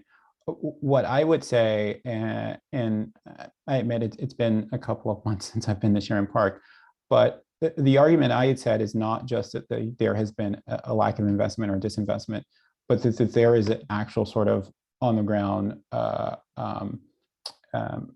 evidence of that lack. So it's not just where the money goes, it's also what is the current state of the facilities, right? And so it seems like, Councilmember Mueller, your analysis is simply like where the money goes and that the money should be equitable. I think what I'm saying is that what I have said in the arguments that I've put forward is that, like, it's not only we can see where the money doesn't go because because of again, like I said, the actual sort of infrastructure and facilities being degraded to a certain degree. And so that's, again, where I stand on the issue. So the analysis isn't just where the money goes, but the analysis is what is the current state on the ground in these different scenarios. And I think that opens up the more and more we sort of get away from what the staff has recommended, I think it just opens up a lot of things. And so that is my concern. But Mayor Combs, I have a tremendous amount of respect for you, but candidly, I don't think it's appropriate to tell me what my argument is. I am saying where the money goes, but actually staff's identified the areas for investment in the report that I pointed to. So there are already, I did not go through the trouble of talking about what's been identified in the staff report as the need for investment, but that is there. And so, and that's why I say pull it from the list, because if we're going to be funding things that have the need for investment that are on the list and it's on one of the lists, I'm saying move it to the other because we haven't historically invested there and we have in the other areas. But that's not fair to say to me, well, Ray, all you're talking about is money, when the premise for it's already been laid out in the staff report. Yeah, but I'm premising it on actual on the ground experience, not but just on what the staff ground said. Experience, Mr. Mayor Combs, again, on the ground experience is what's laid. I mean, it's calling for lighting. It's, I mean, it's in the staff report. and you're talking about lighting. I'm talking about a degraded pathway that has already been the scene of an accident that has left a person injured for the rest of their lives. So that's what I'm talking about. Those actual experiences that have been brought to me, and that you can go and you can see in the ground the results of a lack of investment. And so that's exactly what I'm talking about. And so it's not just that sort of staff has identified specifically that this is something we need to update, but is that you can go on the ground and you can see that there is an exact and real difference. There's an exact and real difference in how this park looks versus other parks in the community, in the city looks. And so that's what I am basing it on. Not just staff saying that, like, let's update this, let's make this look nicer, or this would be a nice to have, but really sort of on the ground situations that are unsafe. Mayor Combs, I haven't argued that we should take money away from any of the projects that are on the list. I'm not arguing we should take money away from your project. So I'm not asking you to defend it. All I'm simply saying is we should add this other, we should look at and do the analysis of what's being asked for in Sharon Park and whether or not it should be funded. Because candidly, historically, it hasn't been invested in with the Measure T funds to the same rate of the other parks. Now, I understand that the park you've advocated for and is already on the list has a need, and I have not argued with that need. But this council is unwilling even to look at the Sharon Park issue, even to analyze it and to see whether or not it's worthy of Measure T funding at this time. And that is what I take issue with. Okay, it's fine. You can take issue with it. If what you don't have at this moment is the support, and so that's it. So let's move on, unless someone on the council wants to suggest otherwise. But you've made the case. I think it's a passionate case, and it's not a case that has won the day in this moment. So I'm going back to staff. Do you feel that you have the direction you needed? Yes, I think we do. Thank you. Thanks. So with that, we'll move on to where are we at? The consent calendar, agenda L. Under the consent calendar, the city council may take action to approve routine business items in one motion unless a city council member, city staff member, or a member of the public requests that an item be discussed or continued to a later date. City Clerk Herring, can you call for public comment for the consent calendar? Yes, thank you, Mayor Combs. So at this time, if any member of the public wishes to speak on any of our consent calendar items, L1, receiving the Finance and Audit Committee's recommendation. L2, approve the 2021-2022 Finance and Audit Committee work plan. L3, a resolution to reduce the posted speed limit in school zones. L4, an award of contract for Cados General Engineering for on-call asphalt and concrete repair. L5, award of a construction contract to Terramark, general engineering contractor for the Sharon Park walkways. L6, construction award to Tricon Construction for the Burgessville Chemical Room. L7, a resolution authorizing the city manager to accept the grant deed for 1155 Merrill Street. And L8, which is establishing the Reimagining Public Safety Ad Hoc Subcommittee. Please engage that hand feature in the bottom of your screen. If you are calling in from a landline or a cell phone, please press *9. So this will be the final call for any public comment on our consent calendar, items L1 through L8. Seeing no hands raised, Mayor may continue. Thank you, City Clerk Herring. And so I have a request from the beginning of the meeting that there will be questions around L1 and L2. So is there, correct me if I've gotten that wrong. So so are there questions or are there items, first of all, are there items that someone just wants to pull? And not that you just have questions about it, but that you actually want to pull from the consent calendar and have sort of voted on definitely separately, irrespective of any questions you may have. Okay, so for L1 and L2, we have questions. And I think it was either Councilmember Taylor or Vice Mayor Nash who who said that they had questions for them. Vice Mayor Nash. Thank you. On L1, I would prefer to see the designation of authority remain with the Administrative Services Director, but add or designee, rather than change it to the Assistant City Manager, who we don't always know would have the background, and it just seems that, anyway, so I would like it to say Administrative Services Director or designee.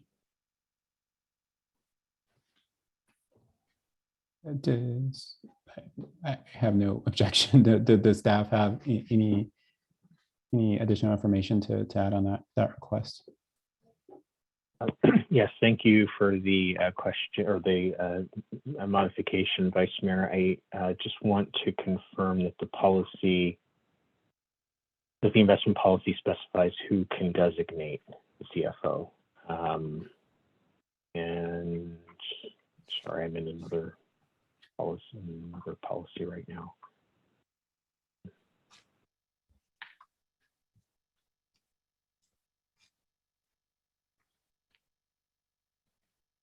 The current policy says that the investment program is delegated annually by the City Council to the Chief Financial Officer pursuant to government code. And then the City Council designates the the title that serves as CFO. So if there is a desire to use to keep Administrative Services Director and add or designee, then I would request that the council make that distinction, make that assignment now, so that there isn't, since we do not have either an Administrative Services Director or an Assistant Administrative Services Director or a Finance and Budget Manager that has the time to manage the city's portfolio. I don't know who else that would fall to, but that's the council's prerogative. Vice Mayor Nash. So I guess I'm a little bit unclear. Currently, it says the city's Administrative Services Director serves as the CFO. My suggestion is to leave it as Administrative Services Director and then say or designee. I believe what Assistant City Manager Figueros is saying is that who will designate that designee. And I mean, I don't know. I would assume it would be the city manager who manages all of it, but I don't know. I just was concerned about changing it to the assistant city manager, which I realize in this situation makes sense, but I'm not sure it makes sense in the future in all situations. It seems that the Administrative Services Director presumably would have, well, anyway, I'm trying to keep it more generic. Yeah, and if I may offer a suggestion, I think one way because the policy is rather explicit about who designates, and that's the City Council who designates the CFO. One thing the council might offer, and perhaps the city attorney has an additional recommendation, but if the desire is to move forward with the designee, perhaps the language is amended to say the city council authorizes the city manager to designate a staff member to serve as CFO. That would keep it clean. I want to acknowledge the city attorney. Yeah, I was just gonna say that I think that the vice mayor's suggested language would work even in the absence of that position being filled. Typically, when a position is vacant and some language refers to a designee, then the highest ranking official of the city, i.e. the city manager, would fill the responsibilities of designating that person. So I think the language is fine as proposed. Councilmember Willison. I wasn't going to pull this one, but since it's pulled, I did have two questions.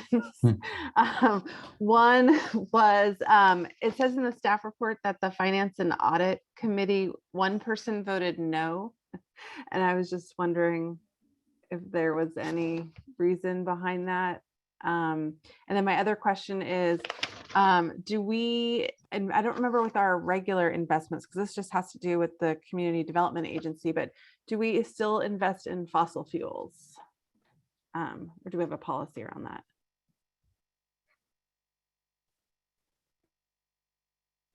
And Mr. Pigaris, are you talking to us? Or so we can't hear you. No, I apologize. I was actually asking myself if my mic is on, and I couldn't find the votes that council member.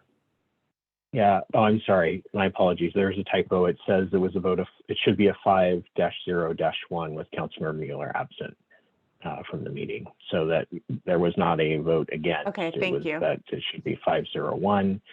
And then with respect to fossil fuels, the Finance and Audit Committee had looked at the possibility, and this was probably about 3 years ago, perhaps longer, about the possibility of looking at a social, sorry, I can't remember the term right now, but a social responsibility index for our investments that go beyond necessarily just fossil fuels, but any other sort of abusive practices. And I think this was perhaps at the height of some of the financial, some of the bad practices in the financial services industry. At that time, there really is no, at the time, I believe, if I remember correctly, the Finance and Audit Committee ultimately concluded that that introducing a social responsibility may run counter to the guidance that we achieve the highest and best return while complying with the risk tolerance expressed in the investment policy as well as the government code. So it's something that the council can clearly ask the Finance and Audit Committee to look at again. I think we would fall into the same sort of conundrum that the social responsibility provisions that are out there, and there are several cities who do have those sort of have a blacklist of corporate bonds that they will not purchase. And of course, the Finance and Audit Committee can make that recommendation if council wants them to explore that more fully. So if we were interested, should we wait for the next for L2 to bring that up about their work plan? Or I mean, I would be interested in having them explore it again. It seems like it's crazy to have a leading climate action plan and then to be investing city dollars in fossil fuels. So thanks. Councilmember Yes, Taylor. on the next agenda item. I'm sorry, Mr. Pigaris. No, I think the next agenda item would be the appropriate place. Councilmember Taylor. Thank you, Mayor Combs. I have a request, and I'm hoping to have support from the council, and that is because the successor agency has historically had more than one name, if it's possible to have a study session on it, because, well, one, as you know, the redevelopment agency, the taxpayers, some of the taxpayers in District 1 are paying on the debt. And there have been several questions that have been brought to me, and I'm sure brought to staff recently that are not easy to find. So it would be great if all the information was together. Just looking at the CAFR, there's a mention of the Community Development Agency in 8 different places, but then there's also the Los Pogus, I don't know if it's the Community Development Fund, then there's the Redevelopment Agency, then there's the Menlo Park Oversight Board for the successor agency, and they're all, in my guess is that they're all one, but that may not be true. So at any rate, it would be great, considering this is a taxpayer debt, to have some more insight and some more clarity. And I'm not sure if the best place is a study session, an info item, but there definitely needs to be a little bit more transparency.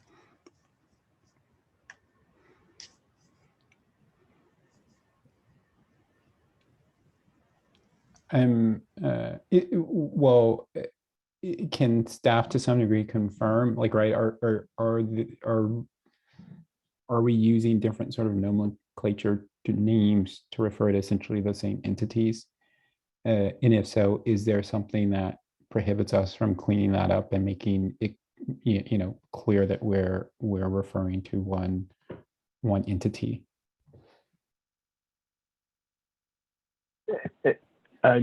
Excellent question, Councilmember Taylor and Mayor Combs. There are a couple of different overlapping matters here. The oversight board of the former redevelopment agency is in fact a separate matter, and it is officially, if I'm not mistaken, it's officially called the oversight board. It does not comprise, it's not comprised exclusively of city stakeholders. It also includes other stakeholders from other taxing jurisdictions that were part of the former redevelopment agency.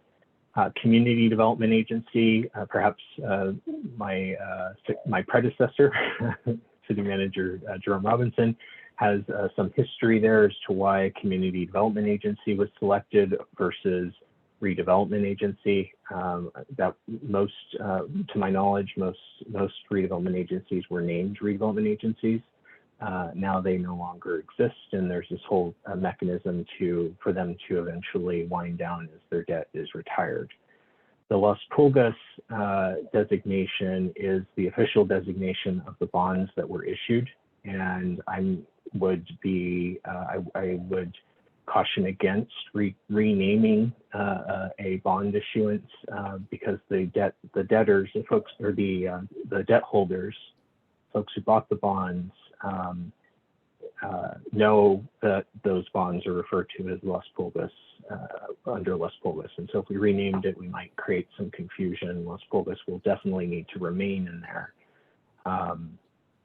And, I think for the most part on the redevelopment agency, the only reason it exists right now is to pay the debt that was incurred while the community development agency was active. It doesn't have any other function at this point. So with that, I hope that helps the council in its evaluation of whether we move forward with this particular project. Vice Mayor Nash, or sorry, Councilmember Taylor, did you have a specific follow-up or? I'll wait until Vice Mayor Nash speaks. Okay. Vice Mayor Nash. So I was just going to say, especially after hearing, I would love to get more information about this. I support either a study session or info item on this to get more information. Thank you. Yeah, I would lean towards an info item, and then if there is a desire from the additional information gleaned, to have a study session, then I'll be in total support of that study session. Councilmember Taylor.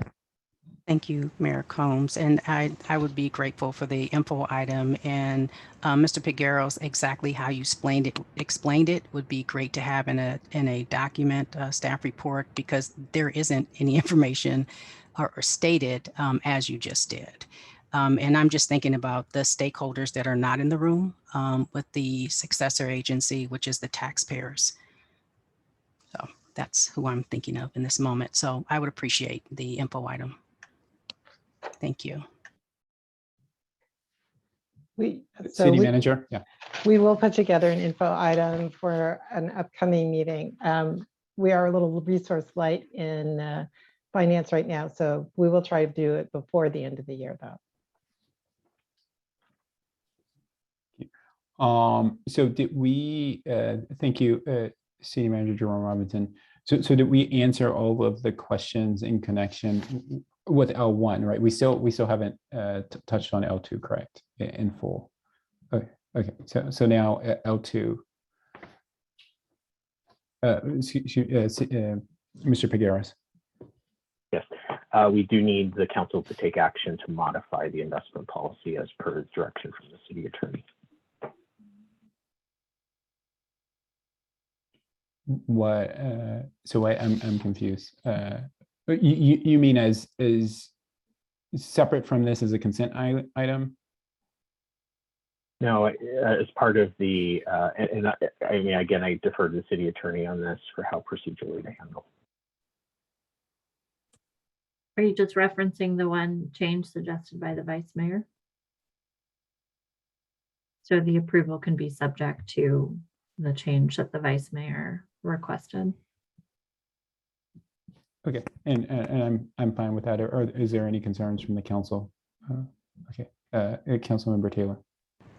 Mayor Combs, I don't have any concerns. I wanted to follow up on the potential info item before the end of the year.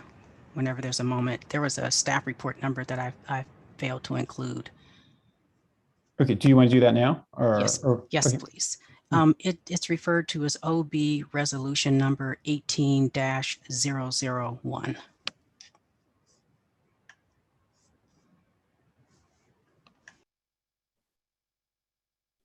Okay, so just acknowledging that I heard that, and we'll include that in the info item.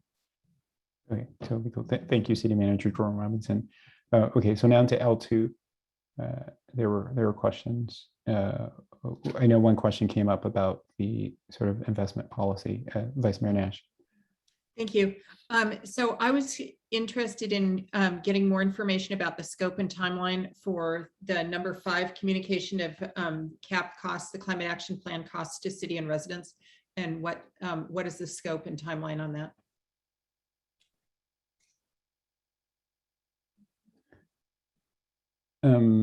So I think maybe I wasn't at that meeting. Mr. Figueros was not. Were you at that meeting where this? Okay, so please go. Then I'll defer to you to start it off. Thank you. Thank you, Mr. Mayor. I have a remarkable ability to be invisible. So sorry about that. At any rate, the Finance and Audit Committee had previously had a work plan item that the council approved for last fiscal year that included a benchmark of a benchmarking process to, I think, my recollection and understanding of it is that that there was a concern or a question about whether our staffing is right sized for an agency similar to Menlo Park, or whether our spending and expenditures were in line with the city the size of Menlo Park. And so that was really the genesis of the benchmarking work plan item. Unfortunately, due to COVID-19 and a number of other sort of work items on the Finance and Audit Committee's agenda, most notably the OpenGov portal work that they were very supportive of, and we're very appreciative of their assistance and their desire to continue to improve that portal. They didn't make much progress on the benchmarking project. And so when we got to reviewing this last year's City Council approved work plan for the committee, the committee member that had proposed the benchmarking initiative last year made a recommendation to the Finance and Audit Committee to fine-tune that recommendation to really focus on the climate action plan and the fiscal impacts of that of the climate action plan. At that meeting, the Finance and Audit Committee did not take action to either identify a scope of the item or a timeline. Presumably, if City Council approves the work plan item, that will be a topic of discussion at their October meeting. Vice Mayor Nash. So thank you for that information. I guess since you are also responsible for the sustainability group and the climate action plan there, how do you see the two interacting? I don't see it. I'm just trying to figure out where, as you know, tomorrow and the EQC meeting, there's a discussion about the cost effectiveness of building electrification. And so I'm just wondering how all of this fits together and how they work together, and just obviously concerned that we don't hold up the timeline in any way without knowing. Anyway, just how does all this fit together. Excellent point, Vice Mayor. That sort of remains to be determined. There are multifacets and multi-aspects of the Climate Action Plan that we will be seeking guidance from Council on August 31st in your study session on the cost effectiveness study.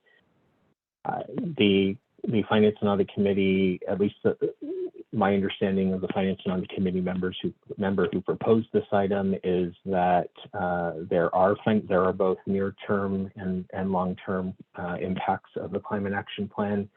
And one of the Finance and Audit Committee's charters is to help communicate financial information to our community. And so in that vein, I would imagine that the subcommittee that is assigned, and it's just one person, but the subcommittee who's assigned to advise the Finance and Audit Committee on the Climate Action Plan will at their October meeting, if Council gives permission to move forward with this work plan item, will at their October meeting provide a overview of sort of the scope of his project or the project that he envisions. And I'm sure the Finance and Audit Committee will discuss how that will, whether the proposal is sufficient or if there are areas that may need some additional work.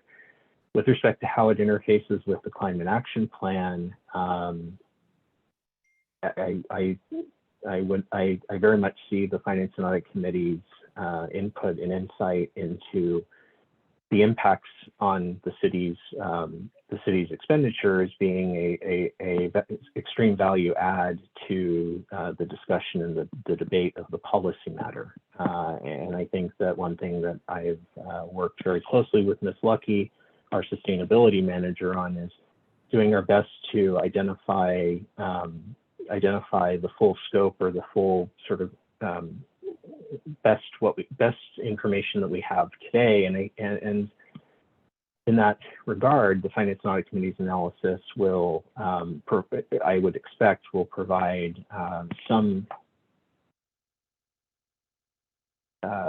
basis to look at the Climate Action Plan in a way that reflects perhaps one view of and one sort of focus of the committee itself. And I see that feedback, as all feedback, is valuable to the process. Yeah, if I can just, because I was there, Vice Mayor Nash, it was a suggestion thrown out by one member of the committee, and I think your concern is valid, like, right?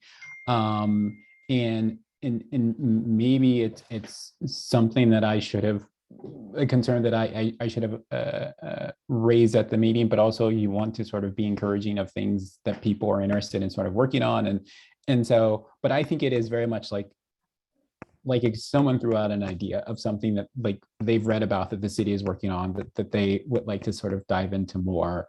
And so it's a very, obviously you dial into the meetings. I think you were actually in the audience of that meeting. So you understand the context of how it was raised, and it's a very informal process. So it gets thrown onto the list, and this is where we are. But again, from my perspective, just speaking for myself, like I don't see the Finance and Audit Committee as being the nucleus of that analysis in regard to those sort of costs.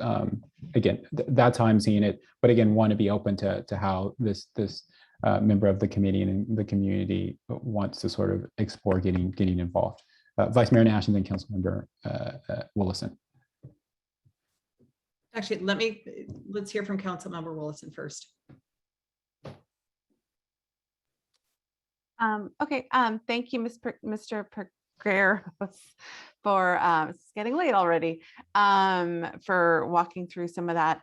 I guess the thing, two comments. One would be, and it's tricky, but if there's going to be an exploration of the costs of action of the Climate Action Plan, there it should be have the cost of inaction and that might be harder to quantify. I know that the EQC has put, thought into that. So both the costs and benefits, seeing kind of, I think that gives a clearer picture of the puzzle. And so I would recommend that they work or interact with the EQC on what that work is, and maybe like look at the work that the EQC is already working on, and maybe give their analysis of that work. Might be a more efficient use of this item. Or the other would be to weigh in on, given that it is going to cost some money, likely for the city or for residents, on funding mechanisms and like how to make it work. So those are just some of the thoughts that I had when I saw this item. But I do appreciate that residents are thinking about this holistically. There's obviously a lot of nuance. It's not just financial costs, we've got health costs, environmental costs, a lot of different aspects. So I think it's fair to have more insight into helping us shape our policy. But I think we need to be clear about, what the perspective is and what it covers and doesn't cover. Thank you. Vice Mayor Nash. Thank you. So as you said, I completely agree with how this item ended up on the work plan. And I also agree that it's wonderful to get people involved. And he was, Mr. Westcott obviously is very interested in it. I guess my concern is having it so undefined on the work plan, and would like to see it, him working with the EQC and work that's going on there, and just find out how is, I guess, so I hesitate to approve a plan with something that is that is so undefined. And I appreciate that it'll be defined in October, and I'm wondering how to proceed with that information. So also we'll just say that, excuse me, that the PCE has also funded a study by some consultants, which is part of what will be presented tomorrow night at the EQC meeting, and then at the council meeting on the 31st.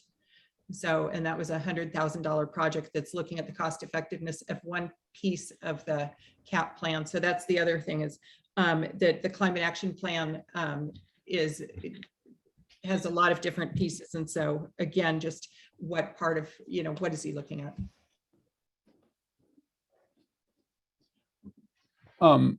So then maybe Vice Mayor Nash, we just strike this. And I think for all the points you made, I think that would probably be the appropriate action. Councilmember Willison. Yeah, and now I'd like to bring up what was discussed in L1, which would be looking at our investment policy and investing in fossil fuels. And it sounds like 3 years ago it was looked at, but I know there's a lot newer, investment vehicles on the market, at least for consumers, and I would guess for organizations too. I'm not sure. So that would be my suggestion. And so in that scenario, just so I can understand, Councilmember Willison, you're sort of making a proposal to the Finance and Audit Committee as with regards to the city's, looking at the city's investment policy. So now, Mr. Pegueros, is it like, how is it something that, like, the next Finance and Audit Committee, we agendize that, or and see where that committee is, what their thinking is, because obviously it's it's not just that we dictate to the committees and commissions that this is. So how do we? I'm very supportive of sort of raising this with the committee and sort of seeing like what their thoughts on and my question to you is how do we do that? Yeah, so the item can be there are two different ways. The first could be that the council refers and solicits the input of the Finance and Audit Committee on the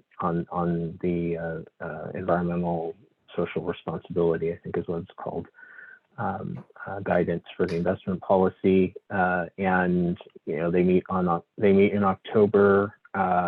They will, I don't know that much work will be done between now and October because they had set up their subcommittees based on what's in the packet today. But I can definitely reach out to Mr. Westcott and see if this is something that he might want to look into between now and October. And then at their October meeting, they can either look at the issue and provide their feedback either directly to council through a memo or through a memo to staff, a memo by staff with reflecting their perspective. The other option is to update or amend / expand the investment policy annual review work plan to add the social responsibility component for the 2022-23 investment policy. And that would, I think those are the two options. Either direct that it happens or solicit input. I think I'm generally in favor of solicit input, but where's the council? And also I think again there's probably also some confusion for me along what exactly is the difference. But I like input more as far as an approach. Councilmember Willison. Yeah, I agree with you, Mayor Combs. And I mean, yes, the planet's burning, but we're working on it in other ways.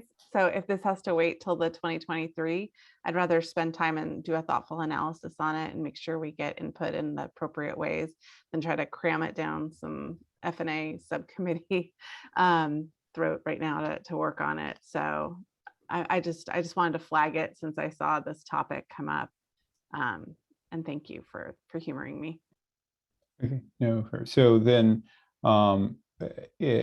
regarding L1, there is the change as proposed by the vice mayor, and regarding L2, we're going to strike the analysis on the impacts of the financial the climate action plan. And so other than those two changes, are there any other issues regarding the consent any consent calendar item? Okay, is there a motion? Vice Mayor Nash. I'll move with those two changes. Okay, I'll second. Thank you. Thank you. So I have a motion on the floor by Vice Mayor Nash and a second by Mayor Combs to approve the consent calendar, updating the investment policies delegation of authority to the Administrative Services Director or designee, and striking the analysis of the climate action plan to the FAC work plan. Any further questions or discussion? And the info item for the successor agency, please. Thank you. And returning an info item on the successor agency. And did I need to provide the staff report number too, or? I have the resolution number you provided Okay. as part of the minutes. Okay, thank you. My pleasure. Any further city council question or discussion? Seeing none by roll call vote, City Council Member Mueller, Yes. City Council Member Taylor, Yes. City Council Member Willison, Yes. Vice Mayor Nash, Yes. Mayor Combs, Yes. and the motion passes unanimously. Thank you. All right, thank you, City Clerk Karen. With that, we'll move on to regular business. Under regular business, the City Council considers recommendation from city staff on policy matters or administrative actions that require City Council approval. The first items under regular business are M1 and M2. We will take them up together. M1 is adopt resolution number 6648 to ratify a successor agreement between the City of Menlo Park and the Service Employees International Union Local 521 expiring June 30th, 2023. M2, adopt resolution 6649 to ratify a successor agreement between the City of Menlo Park and the American Federation of State, County, and Municipal Employees Local 829 expiring June 30th, 2023. Here to introduce the item is Interim Human Resources Manager Kristen Strube.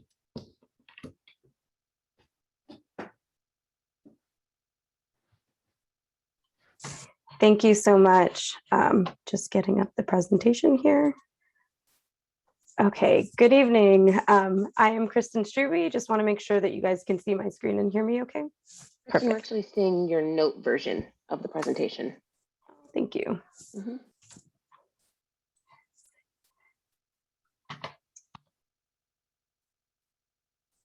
Are you still seeing the notes version? Yes. Okay. I'm not sure how to avoid that. If you go back, you should be able to do display settings in the top of the screen.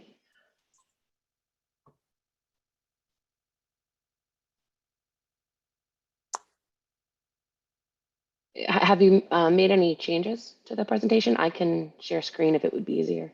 There was an issue with clicking through the order of some of the animations, but I have it as a PDF. Is that okay? Yeah, that should be fine. Kristen, Awesome. Kristen, if you show slide view, go to show slide view. Just a slide presentation. So I did down here. Like, yeah, that's fine. That's what shows the notes version. Yeah, and then up at the top, there's a thank you. command. Yep. Thank you so much. Okay. All right, so today I'm going to be discussing the ratification of the tentative agreements with SEIU Local and AFSCME Local. Based on the late hour, I plan to try to go through this pretty quickly.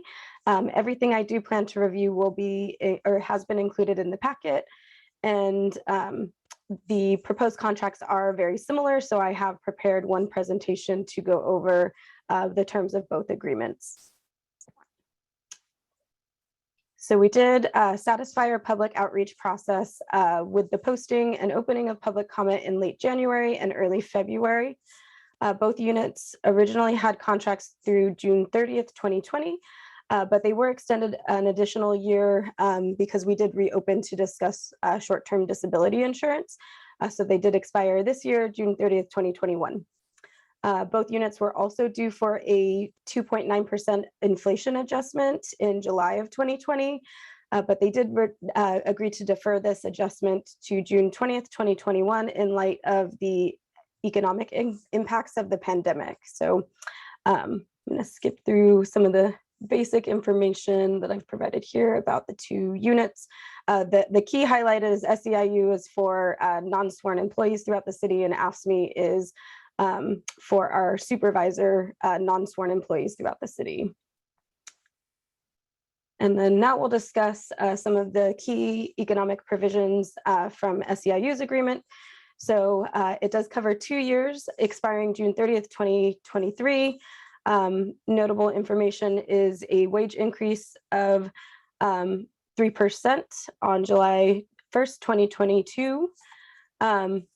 The agreement also includes a $2,000 lump sum payment, which is a one-time cost and is to be distributed to each employee in the unit after ratification of the contract this year, and then again during the second year of the contract after July 1st, 2022.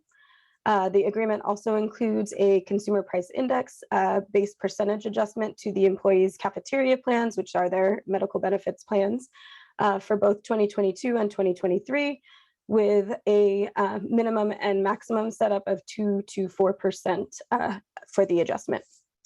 And the total economic impact of SEIU's agreement terms is estimated to be just under $810,000 for the contract term, and this estimate is compounded. So then we'll chat about AFSCME. So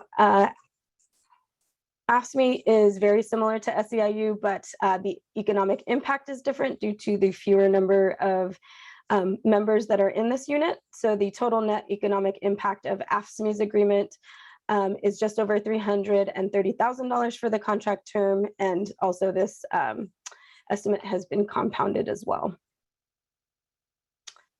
So the other negotiated changes were mostly the same amongst the two units. So we are proposing to have a total compensation survey to be completed no later than the 31st of October 2022. We also made a clarification to the safety shoe allowance provision that provides a specific processing period for reimbursement once the employee has submitted a claim, and then also included the renewal of 34 hours of floating holiday time for each year of the term, which has been historically provided for each of the two units during their new successor agreement. And then in addition to that, AFSCME had one additional change, which is the development of a labor management committee that would commence at least 6 months prior to the contract expiration and would be used to study the impacts of the additional employee cost share in order to better inform our future negotiations in regards to pensions. And then so now we'll discuss some of the fiscal impacts. These terms are within the City Council's authority that was provided to the city's negotiation team. Ratification would provide both salary and benefit budget certainty for the next 2 fiscal years. The total fiscal impact of both tentative agreements is just under $1.14 million. And the fiscal impacts of all of the tentative agreement items are within our assumptions, so including our past financial forecasts and our CalPERS wage growth costs. And this is fully funded through the 2021 budget and has also been incorporated into the long-term financial forecast for future years. So just to recap, I'm asking that you receive the presentation, receive public comment, and then consider ratification of successor agreements with SEIU and AFSCME expiring June 30th, 2023. And then I, of course, just wanted to thank our SEIU and AFSCME bargaining teams, as well as Sloan Sakai's firm and the administrative services staff for their hard work coming to these tentative agreements. So that concludes my presentation. Thank you so much for your time. I'm happy to answer any questions that you may have, and we can move on to that portion. Thank you, Ms. Strube, for the presentation. And I want to welcome you. I think this is your first presentation to council. Now it's over. That's done with. It's not so bad, right? We don't bite. No, as long as you don't, mess up which screen you're showing. No, it's totally fine. Anyway, great presentation, and thank you. And I know behind it has been a lot of work. With that, let's call for public comment. City Clerk Karen. And so, we're going to do a combined public comment on both items, correct? Correct. All right. So at this time, if any member of the public wishes to speak on item M1, which is a resolution adoption for successor agreement with SEIU, or M2, which is the adoption of a resolution for a successor agreement with AFSCME, please engage that hand feature in the bottom of your screen. If you're calling in from a landline or a cell phone, you may press *9 now. So this will be the final call for public comment on items M1 and M2. Seeing no hands raised, Mayor Combs, you may continue. All right, thank you, City Clerk Heron. Are there any questions for Ms. Strube? Councilmember Taylor. Thank you, Mayor Combs. This may be a question for Mr. Pegueros, since Mr. Sakai isn't here, and that is, I was asked by a few commissioners about having a stipend, if this is a place for it, is a stipend for commissioners, or at least their volunteer service somehow giving credit to PERS, or somehow that there being some type of, I don't want to refer to it as compensation, but I don't know if there was ever even a thought to do a stipend for our commissioners. But if this is the place for that conversation, just thought I'd bring it up since I was asked earlier. Thank you, Councilmember Taylor. That matter would not fall under the purview of these particular items that are before the council. However, the council can pursue that policy direction at its leisure. And just a follow up, Mr. Figueros, and thank you. Would that be something for where would that live? In the commissioner's policy, or is it a new policy we'd be creating and it would stand alone? Yeah, excellent follow-up question. I would defer to the city attorney if there are any laws governing the nexus of the stipend or how it gets determined and set. From my perspective, the most important thing would be to understand the cost of the whatever or to provide counsel with the financial impacts of whatever the direction is. So that's where I would be involved. But in terms of the actual number and how that gets done, I would defer to the city attorney. Thank you, Mr. Figueros. Thank you, Councilmember Taylor. And just as a reminder, I and my firm do not advise the city on labor matters. And so that's a question that we need to defer to Mr. Sakai. Thank you. Councilmember Willison. Thank you. I have a question for staff about the costs. I just want to make sure I'm understanding it. In the staff reports for both of the union contracts, it talks about year 1 and year 2, and then it has the compounded amount. And can you just walk us through how those numbers add up and or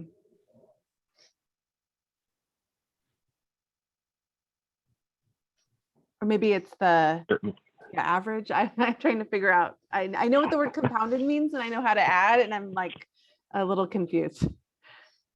Yes, thank you, Councilmember Wilson. The table is it, and perhaps Ms. Strube can bring up the table so we can just talk, like we can walk through it. But the tables are set up to identify the annual cost, and many of the items that were included in these two agreements are with respect to wage. The wage increase occurs in the second year of the contract. So over the life of the contract, that's considered sort of a one-time cost, similar to the $30,000 for the savings, the negotiation savings.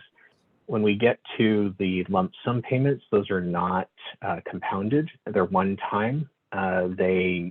So when we look at the compound, there really is no compound effect. The compound effect really comes into play in the flexible benefits contribution, or I'm sorry, the flexible benefits plan contribution, where year 1 sets a new base, and then we increase on top of that. So in this particular, in other agreements, the compounding has more significance because there can be multiple years of salary increases. So the base moves up each time, and the compounded gives the whole picture. In this particular agreement, the only item that's truly compounding is the flexible benefits plan contribution. I hope that answers your question. I understand exactly what you're saying, but I'm still having a hard time seeing how you go from year 1 to I'm still having trouble doing the math, but I get it conceptually.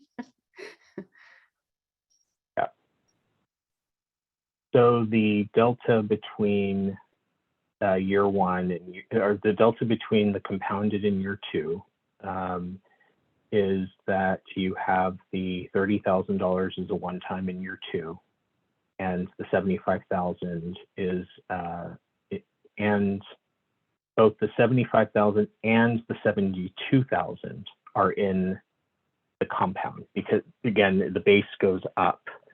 So instead of, if we have $100 the first year, and that increases by $5, by 5% to $105, and then another 5% in the next year, then the compounded is the delta between the start point and the end point.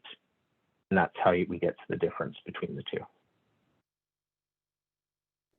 So we're accounting for the lump sums in year 2. Now, the lump sums are in year 1 and year 2 respectively. The significant difference I see between the pay rate is in year 2. Okay, I think I get it. I got it. Thank you so much for walking me through that. And some of these are potentially embarrassing questions, but I feel like if I have the question, there might be members of the public who have the question too. So I appreciate you walking us through it. And just for what it's worth, in previous years, we did not show the compound number, and that created some confusion. So, each time we make these presentations, we do our best to fine tune them. So thank you for your feedback. Thank you, Mr. Figueros. Any questions here, or is there a motion? And just City Clerk Karen, the motion would be on items M1 and M2, or are we taking up the motions separately? We will do 2 separate motions. So we will adopt the first resolution and then proceed to adopting the second on M2. Well, if there's no additional questions, then I'll move to adopt M1. Is Councilmember Willis, excuse me, Councilmember Taylor. I'll second. Okay, so I have a motion by Mayor Combs and a second by City Council Member Taylor to adopt resolution number 6648 to ratify successor agreement between the City of Menlo Park and the SEIU Local 521 expiring June 30th, 2023. Any further City Council question or discussions? Seeing none, by a roll call vote, City Council Member Mueller. Yes. City Council Member Taylor. Yes. City Council Member Willison. Yes. Vice Mayor Nash. Yes. Mayor Combs. Yes. The motion passes unanimously. Okay, I can also make a motion that we adopt resolution number 6649. I'll second. Thank you. So I have a motion on the floor by Mayor Combs and a second by City Council Member Taylor to adopt resolution number 6649 to ratify a successor agreement between the City of Menlo Park and AFSCME Local 829 expiring June 30th, 2023. Any further City Council question or discussions? Seeing none, by roll call vote, City Council Member Mueller. Yes. City Council Member Taylor. Yes. City Council Member Willison. Yes. Vice Mayor Nash. Yes. Mayor Combs. Yes. And the motion passes unanimously. Thank you. Great, thank you, City Clerk Karen. And yeah, and I'll just also extend a thank you to my colleagues. There's lots of work in negotiating these collective bargaining agreements. A lot of it in closed session. Also extend our thanks to the representatives of the collective bargaining units and city staff, and obviously council for all their work in these negotiations. With that, we'll move on to item M3 of regular business.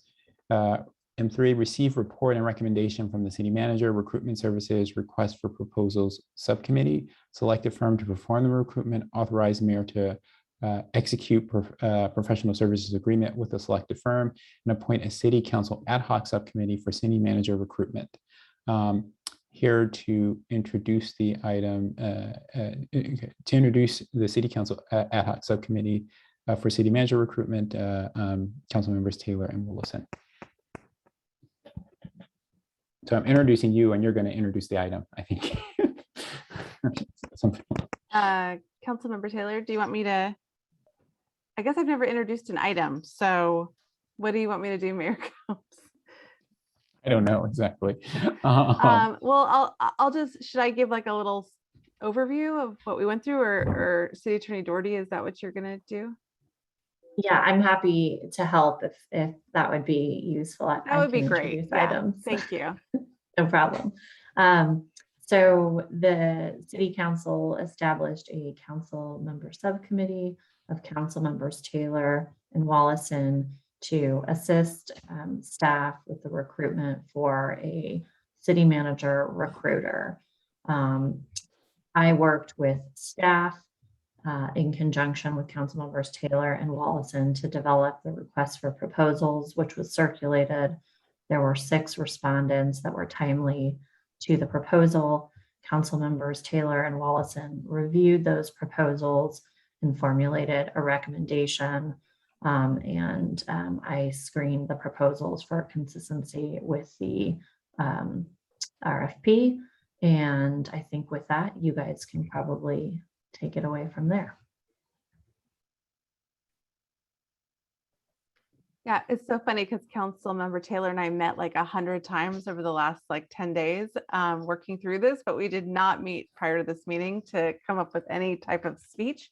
But essentially, we wrote a colleague's memo outlining a lot of what City Attorney Doherty just said about the 6 proposals we received, about the 5 firms that we not only interviewed and we shared with you the interview questions, but that we also reference checked. One firm, well, first of all of the firms, I have to say, were extremely impressive. And I believe the city has worked with a lot of the firms in the past. And so we first want to say that we were just very impressed with the quality of the respondents and feel like we had fantastic choices to pick from. But there was one firm that kind of rose to the top, which was the Hawkins Company. And we outlined some of our reasons in our colleagues' memo, particularly their emphasis on diversity recruiting and complex assignments. They have a very impressive list of clients, and their reference checks were fabulous about, I talked to somebody in Long Beach who spoke of how they have 1,000 police officers in Long Beach, and they're like, oh, they can do your recruiting in Menlo Park for sure. And they just really understood the community of Menlo Park, the entire community, and they seem to kind of get where we are as a council and a community at large in addressing some issues that kind of haven't been addressed for a while or in our history. We thought that their analytical skills, the team that they're bringing forward was really impressive. The network and contacts that they have in California, in the Bay Area, nationally, if that's required, and their ability to really customize the recruitment based on our specific kind of wish list. We just thought they were the total package, and we couldn't recommend them more. So that's what our colleagues' memo outlines. We outlined the cost. Their kind of baseline cost is $32,000 with an estimated expenses of an additional $7,500, which was in line with where the other firms were at. They also offered coaching for 6 months, which we were very intrigued by. And they seem to have a lot of expertise in executive leadership that we thought could be really helpful for someone coming into this position. And so overall, we've outlined what we're proposing, and Council Member Taylor and I are also prepared and willing to stay on in this role of liaison with the Hawkins Company. We by no means want to step on anyone's toes, and we also want to assure the council that we understand this is a full council process and decision, and we would be checking in along the way and not making any key decisions without council member approval. But we are proposing to move forward with a subcommittee. We just think it'll streamline communication and really help move this process forward. But we're open to any questions that you have, comments. we feel like we have been in this for a while, so we're ready for whatever questions or comments you have. Councilmember Taylor, is there anything you want to add? Thank you, Councilmember Willis. And the only part I would like to add was that we interviewed the team at the Hawkins Company, and it was insightful to see the dynamics of the chemistry of how they worked together, which was another deciding factor for us as well. And Councilmember Willis, and I believe you covered everything else.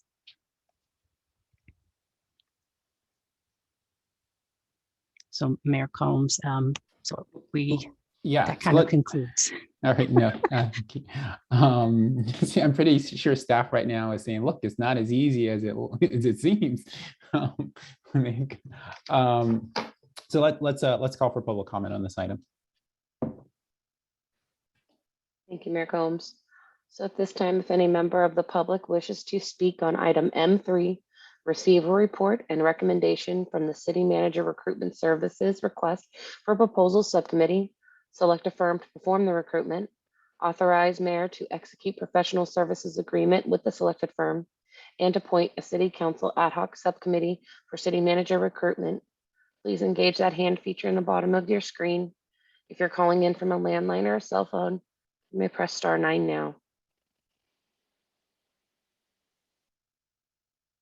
So this will be the final call for public comment on item M3.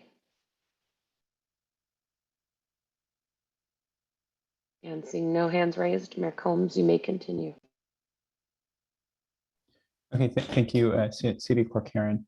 So my question, and maybe this has been addressed and I just missed it, is that your recommendation is the most costly option. Correct me if I'm wrong. And so what would be your response to a resident that, would say that, like, hey, in this overall sort of environment of economic uncertainty, why did we go with the highest bidder? Thank you, Mayor Combs, for your question. And I believe that we checked initially to see if we had to follow the same policy that says we have to choose the lowest bid when we're going out for bid, and we don't. From our understanding, but just looking at what the firm brings to the table for Menlo Park. And then also, again, it was that chemistry from the team as a whole on how they actually, what they could do for the city. So for me, I see value in it. And I don't see them, if it was a $60,000 bid, that would be one thing. And the other piece is that I know that we checked, that NERA checked, that they are negotiable. So I think we're in a good position to not just pay someone's fee, but to negotiate something that's fair if we don't believe that it is. So, but we did, Councilmember Willis and I did discuss that. Yeah, and just to add on Councilmember Taylor, I really think they bring something unique. For all of the community conversations we're having about diversity, equity, and inclusion, and wanting to look towards a future that's more equitable. This is one thing they said was, they don't like take a training on it or kind of have it as a offering. It's like embedded in who they are and why they were founded. Like it's just who they are. And that doesn't mean that they're only going to bring, certain people to us. Like we're going to get all kinds of people that we would likely get from other firms as well, but we're going to get probably some applicants that we might not get. And so we just thought that they just really stood out, and they're one of a kind. And so we think that the value they bring is worth that premium. Thank you. Councilmember Mueller, I saw that at one point you had your hand up, and so did you still want to comment or had a question? Yeah, I mean, I'm fine with the count with our colleagues' recommendation. I know that they feel strongly about it. But I just don't understand the need for the ongoing ad hoc subcommittee, candidly. Like, I think what will happen is that they're gonna go out, recruit candidates, they'll be brought to us, and that we can all look at them together. So, Thank you. And so what, on that point, uh, what do you guys see as specifically as sort of the value add of the subcommittee? And just to, and maybe just a little bit perspective. I'm trying to remember in the past, has there been a subcommittee or not? I forget which one. It's one or the other. So either we're in line with the way it's done in the past in establishing the subcommittee, or subcommittees have not been established in the past regarding this issue, and so we're sort of treading new path. Councilmember Mueller. we had a subcommittee with Betsy and I on it, but it was after we had selected a candidate already to go ahead and talk with staff, but it wasn't, the candidates that were brought forward wasn't we hadn't even gotten to the point where the firm had actually started to select candidates or anything like that. We had made a decision, and then we decided we wanted to go ahead and talk with staff about it, and then we put together a subcommittee. I don't remember so I was involved in the city prior to for the city manager prior to that. And I honestly don't remember there being a subcommittee. I do remember very extensive public participation and job interviews that took place, because I was invited into them and I wasn't even on city council. So. Thanks for that. And so, Councilmember Willison and Taylor, like what sort of, I think the concern is obviously that this is like, a council decision, and that like if there are like two council members who are taking the lead, then maybe they could come to some conclusion or a recommendation, and it sort of possibly becomes like a fait accompli, and maybe there wasn't full exposure for the whole council.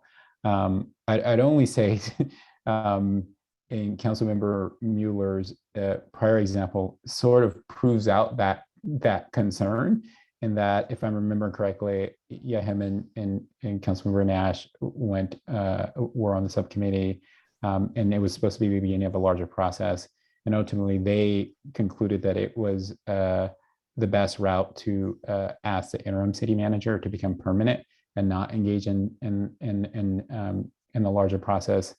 And so it became, it then sort of becomes a little solidified, maybe, and that was visibility that the rest of the council didn't have. So I think that past issue points out some of the concerns, but then also some of the efficiencies that might come with a subcommittee. So, but please weigh in. I was just going to say that I completely understand all of your perspectives. I'm not married to the idea of the subcommittee, so I'm open to not doing the subcommittee, obviously. The thinking of the subcommittee was kind of, we really want this to be a council-led process and have everything come through the council. And so just like that liaison role, a point of contact for the firm, but we certainly want this to be transparent to the council and ultimately to the community. And so whatever people are comfortable with, we don't want it to be things to be held up because we're trying to get 5 people to make little administrative decisions, basically. I have one other piece to add, that the value added to the subcommittee is time, being more efficient with meeting. But of course, the value added to having the whole council involved is not reporting. Everybody is sitting there. This was one of the questions Councilmember Willison and I actually asked in the interview. And I believe most of the folks we interviewed said that there's usually a council subcommittee in this process. But I'm comfortable with either, whatever the council decides. Thank you. Yeah, and again, maybe this was laid out and I missed it. And so obviously the firm goes out, does recruiting, gets candidates. It does a certain amount of filtering itself, correct? And then is the idea that the subcommittee would do additional filtering, or mainly just and so then the recruiter would give them candidates, there would be additional filtering, and then those candidates would then come to the council, or is it just that like it would be the subcommittee would be sort of a logistical sort of point of contact for the recruiting firm? I see the city attorney has come on, so I'll acknowledge her. I was going to offer some answers to that because I have experience with various subcommittee makeups, but I'll defer to the others if you would like me to offer those opinions or if you have answers. Okay, so I've seen the city manager or recruiter subcommittee operate in a number of different ways. Sometimes the subcommittee will just operate to advise the recruiter on some elements of the recruitment that they'd like the recruiter to focus on, right? So here's the questions we want you to ask. Here's what we'd like the advertisement brochure to look like. And then some subcommittees go beyond that once there are applicants and work with the recruiter and or the city attorney on screening some of the actual applicants. So you could sort of have it be a pre-applicant subcommittee or a post-applicant subcommittee or both.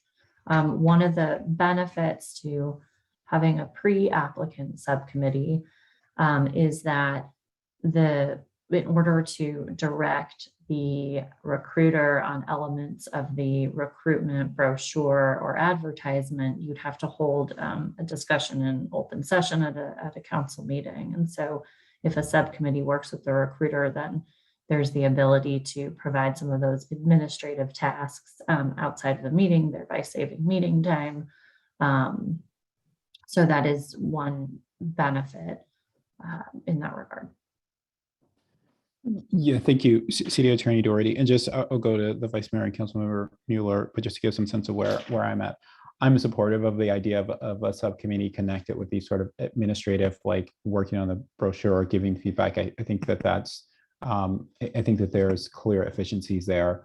I think for me, it's just I think I want all councils to see the same candidates, right? And see the same candidates at the same time, like, right? So if resumes are being sent out, then that they're being sent out to everyone at the same time. And there's not like among the council a filtering of the candidates, like, right? And so the candidate information that we get is always the same and happens at the same time.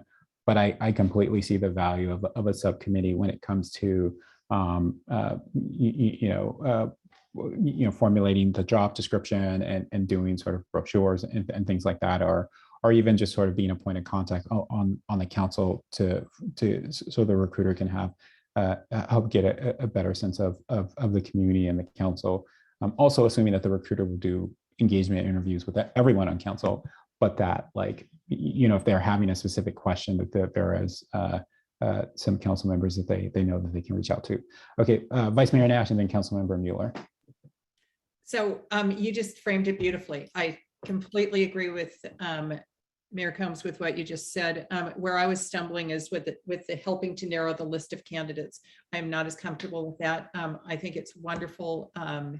Actually, first of all, let me thank you. You did an incredible job in a very, very short timeline. And this is a terrific overview report. And it sounds like you've chosen an excellent firm. I'm very, very comfortable with that. I also would like to see the recommendation to add the 6 months of post placement coaching. I would strongly support that. And the subcommittee I support, as Mayor Combs just outlined. So to work with the recruiter, but to have the entire council see all the candidates and receive all that information. So thank you. Thank you, Vice Mayor Nash. Councilmember Mueller. Yeah, so I just see it differently than you guys. And candidly, so in the past, for the administrative tasks and the recruitment, the city manager handled it. And I think the city manager is more equipped to handle it, candidly, like in terms of what the jobs description should look like. I think the city manager, our current city manager, knows what the job description should look like. And I think that that job description could be put in front of us on a consent calendar. And if someone wanted to add and edit to it, they could. I think the council should be involved in this. I think the way that you I think, having the city manager be the one to put together what the city manager does and understand what that is in relationship to Menlo Park is important. And I think that the council looking at it, if the council has some tweaks to it, and they want to tweak it, then we do that together in a consent item. Because more than likely, if the council is tweaking what the city manager description was, there's probably an aspect of policy to that. Because the city manager is going to put in everything that's related to the nuts and bolts of the job, and then the city council would weigh in on what the policy tweak would be. So I'm sorry, I don't see the need for the subcommittee. I think that the administrative task should be handled by the city manager. No one's even asked the city manager in this meeting what about her opinion on the process. So that's where I am on it. Thank you, Councilmember Mueller, and I think you make some really valid points. What I heard from, I think, either one or both members of the subcommittee was a desire to have like a council-led process, and that's a decision, right? And it's neither sort of better than it's a decision. I don't know that one is better than the other, and I think that you sort of outlaid the merits of having a city manager sort of heavily involved in the recruiting process. And I don't agree with, I don't disagree with that, and I think we're probably aligned. But it seemed like what I heard was a desire to have like a really strong involvement of the council, and so I think I'm willing at least to sort of, if there is and if I'm not getting that right, then certainly please let me know. But I think for me there's a willingness to defer to my colleagues if there is that desire. And please go, Councilmember Mueller. Yeah, respectfully, I want it to be a council-led process. But there are tasks that the city manager does in a city. She knows, and our city manager, who I have great respect for, knows what she does. She knows what's going to be required in putting together of whether or not the job description of what the person is, of what the recruiter has put together matches what the city manager does in Menlo Park. Now, council-led means then it comes to us and we all get to weigh in on it. But candidly, if we're talking about not having the city manager involved in that, I think that's a problem. We are not a council, like a council by charter. We're not, we're not a city that is run by the council. Our city is run by our city manager, whom we hire. We are a board that oversees the city manager's job description. And I don't think that our council, frankly, has the expertise or the training to know what should go into that job description.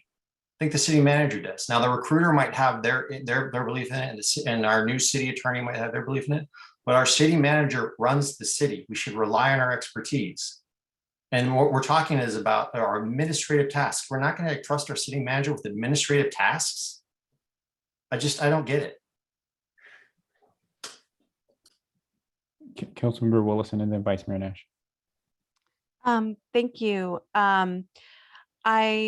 I am in favor of Mayor Combs. We were talking about the council-led process. I do feel like we're hiring the recruiting firm to hire a city manager, and if you look at brochures and look at the job and the work that they do, they know what the qualifications are, and we're not going to allow someone who doesn't have. I'm not worried that we're going to have an unqualified person. It's more to me about the qualities that we're looking for that are going to the city manager. If you look at the brochures, it really talks about, the candidate profile, and that's what we're talking about here. I'm very much in favor of having a subcommittee do that administrative work. I'm totally fine with not seeing one resume before anybody else, but really being that liaison. The one thing I do want to bring up that might require some policy on the beginning would be community outreach regarding the process. And in the proposal, it proposes a community survey and then other engagement with community members that we want. If we want the recruiters to talk to, they'll obviously talk to all of us, but staff members or members of the community that are key. But I think the idea was to do that community outreach up front and not on the back end in terms of like panel interviews with community members. So I just wanted to float that by, because I don't know if what we're going to be talking about in closed session versus open session and whatnot. So I just wanted to let you know, and Councilmember Taylor, if you have any other feedback on that aspect, but I just wanted to be really upfront about what that vision was. But of course, if along the way the council has different feelings about it, we can have those conversations. Vice Mayor Nash. So I am supportive of the subcommittee doing the administrative work. I think that at this point, we keep hearing how our resources are stretched so thin. And I think that it makes a lot of sense to leverage this consultant who does this all the time. And sounds like they come with stellar references. And the city manager will be there if we have, for questions. I'm sure that the city manager will have some involvement. But I think that I support using the recruiter and with everything else we have on our docket. And I also do support, I've been watching as other cities around us go through the city manager recruiting process and have been, I like the idea of having a community survey. I've seen that done in other cities, and I think it's a good idea. Councilmember Mueller. Yeah, so I'm going to ask my colleagues to respectfully bifurcate the vote because I'll vote for the recruiter, but I'm going to strenuously object to what now has really become very clear that the city manager is not going to be involved in this process, even for administrative tasks. And that to me is, to think that we're going to have a consultant who we've just hired be the one to tell us what our city manager does and not have our city manager part of that process, even administratively, I think is reckless. So I'm voting against it. And I also think it's insulting to our city manager. Yeah, we'll bifurcate the vote. I'll respect that request. So I do have a concern, like when it comes to this public outreach component. Obviously very supportive of some sort of a public outreach, but is that something that, like, who's making that decision? Like, is the subcommittee making that decision, or is that something that like comes to the council? Again, like, I'm concerned that, like, if we are, like, if the desire, what I'm most concerned about, like, if there is some desire to have like these kind of panel interviews and have a very, very public process, I do want that to be like a council vote, because that's not something I'm supportive of, in the sense of, like, I'm not, just, it's not that I have something against it, but generally you don't get all of the candidates that you would get if you had a process that was a little less sort of visible, shall we say. And so that's my concern. And so maybe this was in the report and I missed it, but who's making the decisions about the community outreach? And I'll since the city attorney came on, I'll acknowledge her. So no, there won't be any discussion about candidates in open session before there's any discussion in closed session as to the process utilized for interviewing the candidates. As for the public outreach, I think the proposal was referencing a community survey, which would be done, formulated and created by the applicant or proposer, and that would not necessarily come before the council before it's approved, unless the council wants that survey to come before it, and then it certainly can, and the council can approve or revise that survey as it deems fit. Right, thanks for that clarification. And yeah, I'm supportive of a survey, and that's and I think the extent to which it needs to come to council, I would defer to my colleagues on that. I don't know if I have a strong preference, but totally supportive of a survey. Vice Mayor Nash. So I actually would be supportive of just at least having if it's doable, having things emailed out to us, like the brochure before it is actually posted, the survey before it's run. I would like to see those if it's possible. I don't know that we have the bandwidth to be having meetings all the time for all of these, but I certainly would like to see them before they're utilized. But I feel like that subcommittee could certainly work with the recruiter and pull all that together. Yeah, and that approach sounds good to me too. Were you going to add something additional, City Attorney Doherty? Okay. Okay. So there seems to be some consensus around a subcommittee, and so Councilmember Willison and Taylor, is it your desires to continue on the subcommittee? Or do you, which to be supportive of that? I have if that's your interest. Yes, Mayor Combs. Okay. So then let's make to honor Councilmember Mueller's request, which I think is valid. I'll entertain a motion to select the recruiter. Does someone want to make that motion? Vice Mayor Nash. So I'll move to select the recruiter of the Hawkins Company. Councilmember Taylor. I'll second.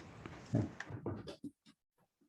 Thank you. So I have a motion on the floor by Vice Mayor Nash and a second by City Council Member Taylor to select the Hawkins Company to perform the recruitment and authorize the mayor to execute a professional services agreement with the Hawkins Company. Any further City Council question or discussion? Seeing none, by roll call vote, City Council Member Mueller. Yes. City Council Member Taylor. Yes. City Council Member Willison. Yes. Vice Mayor Nash. Yes. Mayor Combs. Yes. And the motion passes unanimously. Okay, so now is there a motion in relation to the subcommittee? Vice Mayor Nash. So I move that we convene a subcommittee to do the administrative portion of the recruiting, working with the recruiter, and that council members Taylor and Willison serve on that subcommittee. And happy to, if I missed anything, let me know. Councilmember Willison. I just have a quick question. I realized that when we approved the firm, we didn't specify whether we were going to do the additional coaching as an add-on. I just want to make sure we are. I also believe we might need to increase the budgeted amount potentially, because I think it was in the fiscal year budget to 35,000, and even without the coaching, we're bumping up with the additional costs. So I just wanted to ask about that, if we need to add it to a motion. It could be a third motion or something, but just curious. Since their proposal included the coaching, I considered the motion to have approved the entire proposal, which includes the coaching. So I don't think we need to redo that part of the motion. As to whether or not we want a budget amendment, I defer to the city manager on that, and whether or not we can. I don't know that we can do that, but I also don't know that it's necessary to do that to approve this contract. I think that we can come back in the mid-year budget if we think that an additional allotment will be necessary. So no action tonight. Thank you, City Manager Jerome Robinson, and I'll second the motion. Thank you. Who made that motion? Just Okay, Vice Mayor Nash, thanks. And I just want to add before we go to the vote, I do completely respect and understand where Councilmember Mueller is coming from. And I would personally be, I'm going to vote in favor of the motion. I would personally be fine with a process led or that heavily involved the city manager. I do also, though, respect the idea that, like, you know, my colleagues were elected by their neighbors as sort of the ultimate sort of decision makers regarding the direction of the city. And if it is their desire to like have like a subcommittee that plays a stronger role than maybe has been the case in the past, or maybe the case in other jurisdictions, I think for me, there is a strong desire to defer to that as the people who were elected by their neighbors. And I don't see it from me as a slight to the city manager or any sort of personal statement of her abilities, just a sense of the people who have been elected and who have the ultimate responsibility for the direction of the city want to sort of take more of that decision to themselves. And it's hard for me to sort of, if I may sort of like disagree with it, like, you know, in an academic sense, I think in a practical sense, it's hard for me to sort of to sort of disagree with that approach, or at least to vote against it. And so that's just some explanation from where I'm coming from on this. But I think on this, I do have some strong understanding of where Councilmember Mueller is coming from. And since I went off on that diatribe, I have to now acknowledge Councilmember Mueller before I ask the city clerk to come back on. Yeah, I apologize. But I don't follow, I respectfully, we're all elected by our neighbors, but we're also all bound by our roles, and our roles that set out ethically, candidly, as to what our job is. We're policymakers, and there is a line between policy and the administration of the city. And the city manager is by statute the manager of the city. And we are elected by people, but we still aren't allowed to step over that line. And this council, we come dangerously close to stepping over the line often. And in this circumstance, candidly, I really, to say that our city manager can't be involved in the administrative tasks of city manager recruitment, that she can't be involved in working with the recruiter to put together the job description, and then all of us looking at the job description for policy tweaks to it, that we can't trust our city manager with that, I think is stepping over the line. And I think it's not, and I don't think it's trivial.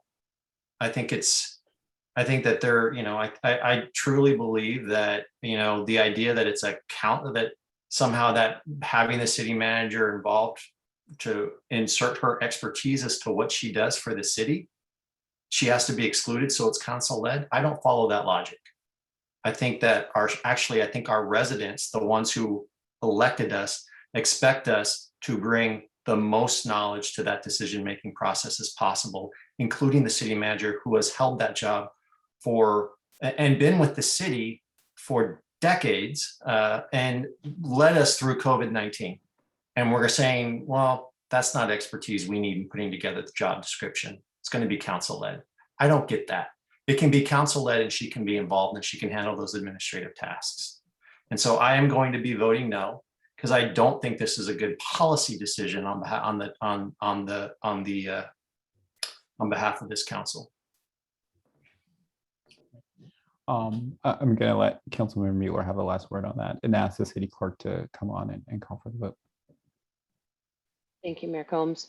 So at this time, I have a motion on the floor by Vice Mayor Nash and a second by City Council Member Willison to establish the City Council Ad Hoc Subcommittee for the City Manager Recruitment, appointing City Council members Taylor and Willison. By roll call vote, or any further City Council question or discussions? My apologies. Seeing none, by roll call vote, City Council Member Mueller? No. City Council Member Taylor? Yes. City Council Member Willison? Yes. Vice Mayor Nash? Yes. Mayor Combs? Yes. And the motion passes with City Council Member Mueller dissenting. And we now have to vote to extend the meeting, correct?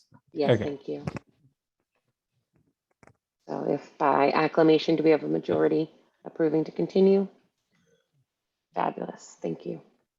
Okay, on to still under regular business, item M4, adopt resolution number 6650 of the City Council of the City of Menlo Park, determining that the City Council shall take an appeal of the Planning Commission's June 21st, 2021 approval of the Menlo Uptown Development Project.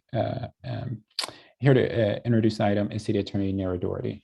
And did you, okay, yeah, City Attorney, please go. Thank you, Mr. Mayor. As most of you probably know, this is an administrative item that we are required to undertake pursuant to provision of our municipal code. This item does not involve the merits of an appeal of the Menlo Uptown project or any of the underlying merits of the project itself.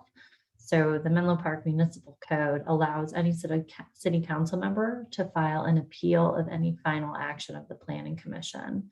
And when such an appeal is filed by a council member, the question of whether or not such appeal may be a city council appeal as opposed to a council member appeal must be determined by the city council as soon as practicable at a regular city council meeting. On July 6, 2021, City Council Member Taylor timely filed an appeal of the Planning Commission's June 21st approval of the Menlo Uptown Development Project. And so in order to comply with this provision of the municipal code, we are bringing you this item to determine whether or not the July 6th appeal filed by Councilmember Taylor will be considered a Councilmember Taylor appeal or a City Council appeal. I will note that there is no real practical difference as between the two decisions. The only difference stated in the municipal code is that an administrative appeal fee will be waived if the City Council determines that it is a City Council appeal. I'll also just note that the city has the discretion to waive appeal fees with any rational basis to do so.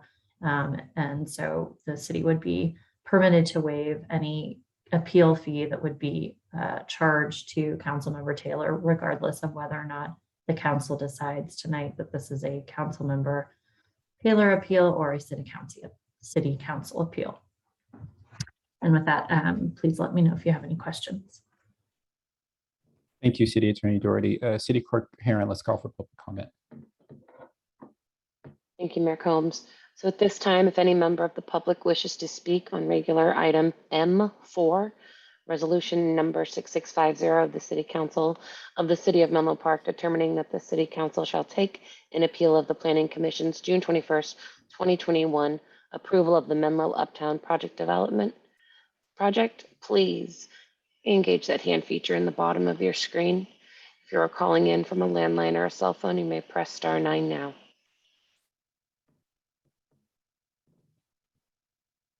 So this will be the final call for public comment on item M4. And seeing no hands raised, Mayor Combs, you may continue. Thank you, City Clerk Karen. And just as City Attorney, so just so we're clear, Councilmember Taylor can vote on the item about whether the City Council takes up her appeal and makes it a City Council appeal. She can even make a motion, right? That the City Council do that. Just so we're clear, right? She can.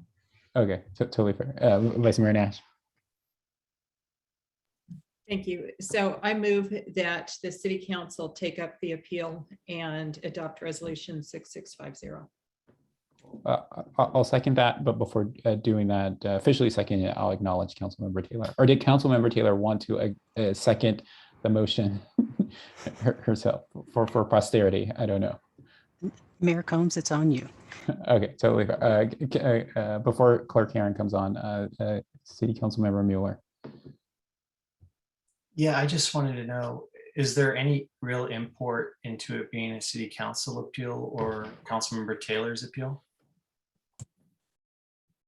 It doesn't appear so. So this provision of the municipal code appears to have been drafted for the purpose of ensuring that the council had the opportunity to allow a council member's appeal fee to be waived.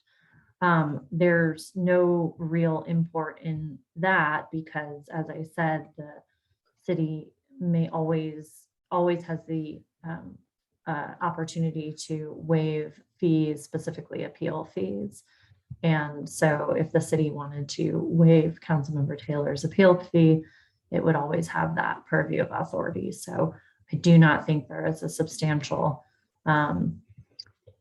import as between whether or not it's a council member appeal or a city council appeal. All right, so the real import of us doing this tonight is just that it ensures that the fee is waived for the hearing. I think the real import is that we are ensuring that we are consistently adhering to our required procedures in the municipal code. If the council does not elect to make it a council member, a full city council appeal, I'd recommend the city waive the appeal fee anyway. It's good policy and practice to allow council members to call up final decisions where the policies allow a call up and to not have to pay an appeal fee to do that. I understand that, but if someone in the city were to ask me tomorrow, what was the import of this decision? What did it end up? What ended up being? What's the effect? I can say to them, the council made it so that the appeal fee was waived. And, yes, that's appropriate. And that is there's no more import than that. No, either way, council members Taylor's appeal is going to be heard by the full city council. And so the decision tonight will not impact the bases or points of your appeal. It will not impact how that appeal is heard. And it won't impact the merits of the appeal or the underlying project. Okay. For that reason, then I will support the motions because there's no need for Council Member Taylor to have to pay a fee for us to hear the appeal. Yeah, thank you. And I know that this is something that the city attorney already expressed, but just to sort of doubly express it again. And this decision, we're not making any determination about the merits of Councilmember Taylor's appeal request or the merits of the project. And none of that is being decided in this moment.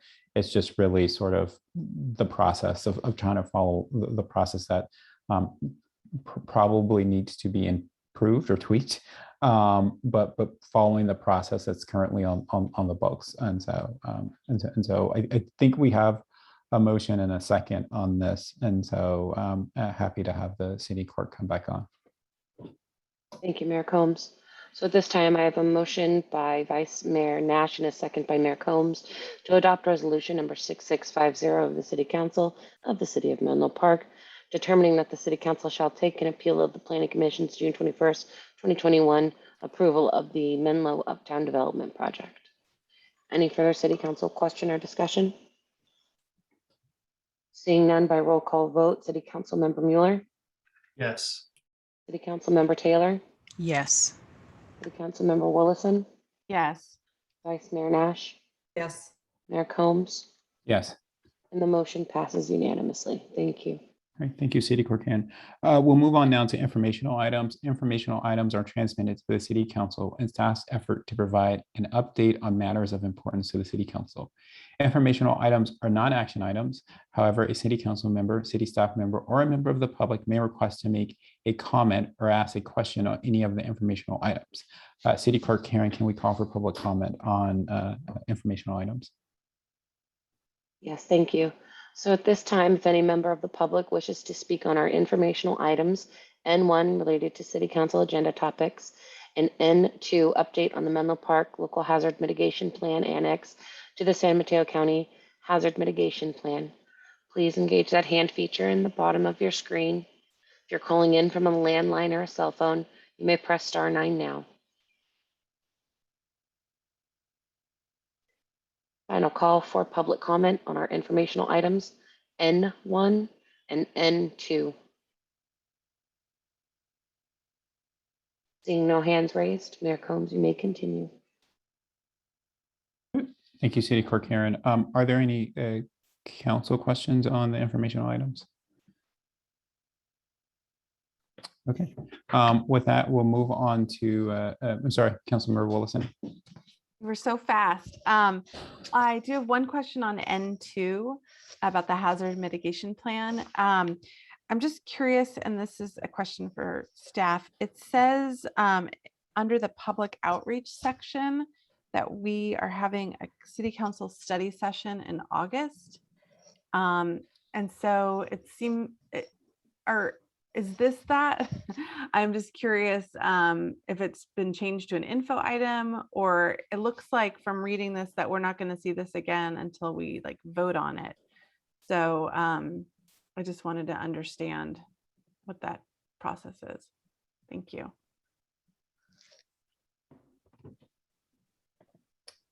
Great. Good evening, council members. So Nikki Nagaya, Public Works Director. I apologize for the carryover. The council may be aware we were attempting to schedule a study session in July, and so we had been drafting reports over the summer, and then with the change in date and the timing of the where we were in the process of development of the plan, and the length of your agenda tonight, then opted to transmit the draft plan as an information item. So that this was in lieu of the study session, because at this point in the process, having the county come and present and provide an overview of the plan was going to be more challenging to calendar. And instead we encouraged folks to participate in the community meeting that was held last week as well. But we still wanted to transmit the draft plan during the public review period, which is ongoing. And if I could just quickly chime in, that this was something that the city manager and I talked about on a number of occasions, and I was supportive of this approach, specifically because of scheduling issues and the sort of the massiveness of our agendas. So, but please, Councilmember Willison, you were going to make an additional comment or question. Yeah, so just confirming that there will not be a study session, so that I know we have at least one resident very interested in this topic. So if people do have comments, then they had is there any additional way to get those comments to the city, and when would those have to be in by? I guess we vote on it in November, but I know that at the adoption meeting isn't the opportune time to bring up things. So if you could just speak to that. Sure. And there's information in the staff report on page N22. There's a short paragraph under next steps that gives the email address where you can submit comments that they'll go directly to the county team. And then the county is coordinating with us to provide any specific comments that get submitted that are specific to the city. Okay, so thank you. So it should go through the county, not through Menlo Park anyway. Correct. I see. So even if we'd had a study session, study session, it would have been the county that would have captured the feedback and then funneled it back to the city. Yeah, so we would have had both county and city staff present and provide an overview, but the county's collecting all the comments in order to make sure that they have a complete record of what they hear from all participating agencies, and then they're returning the specific comments for each jurisdiction back. Okay, thank you. Vice Mayor Nash, you had your hand up, but then take it down. Are you good? Or okay, all right, okay. If there are no additional questions about the informational items, we can move on to City Manager's report. Here to introduce the item is City Manager Jerome Robinson. Thank you, Mayor Combs. I do not have a report tonight. Right. Thank you. Moving on to council member reports, P1, voting delegate for the League of California Cities Annual Conference.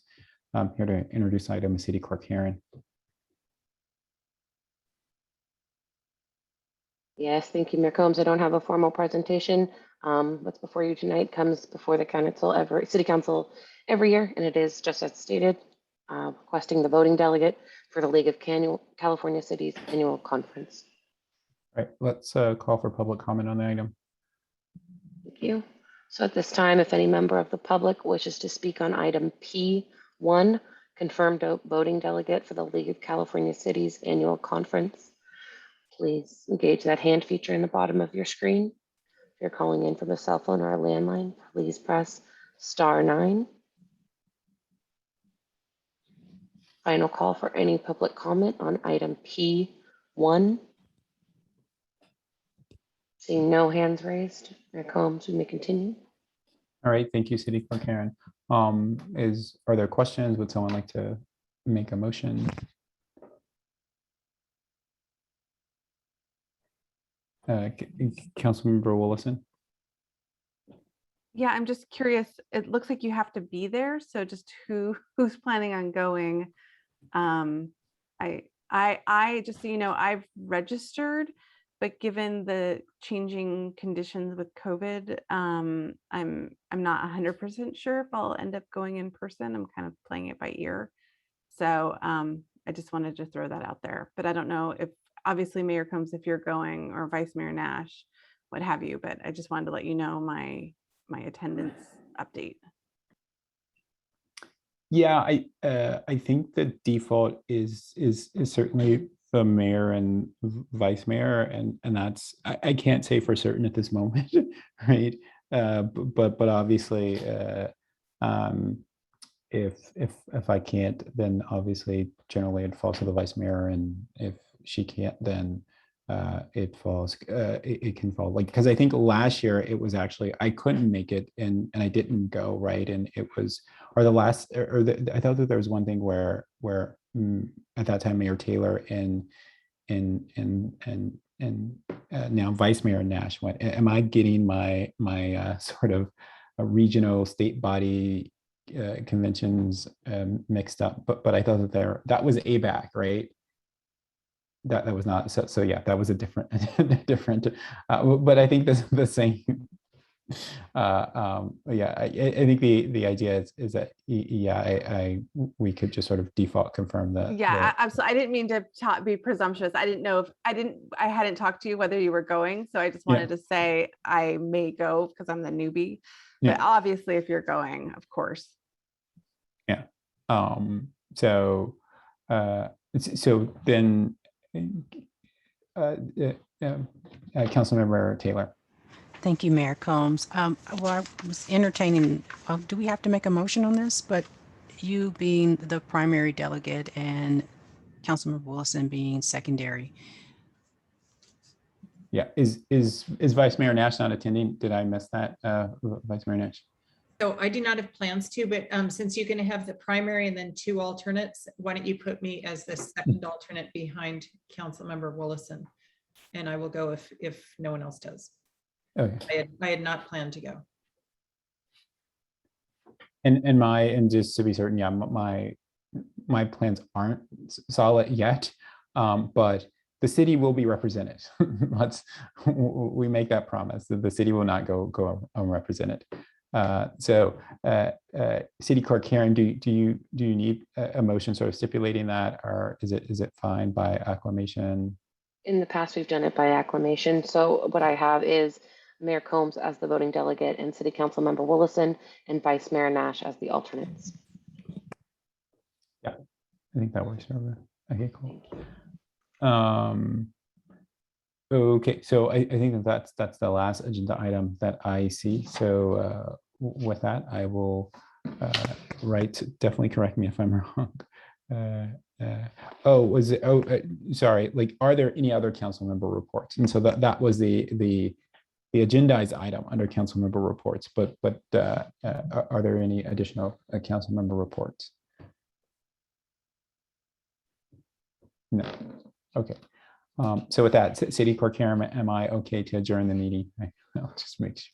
Yes, thank you, Mayor Combs. All right, thanks. Oh, the meeting is adjourned. Everyone, please have a good rest of your evening.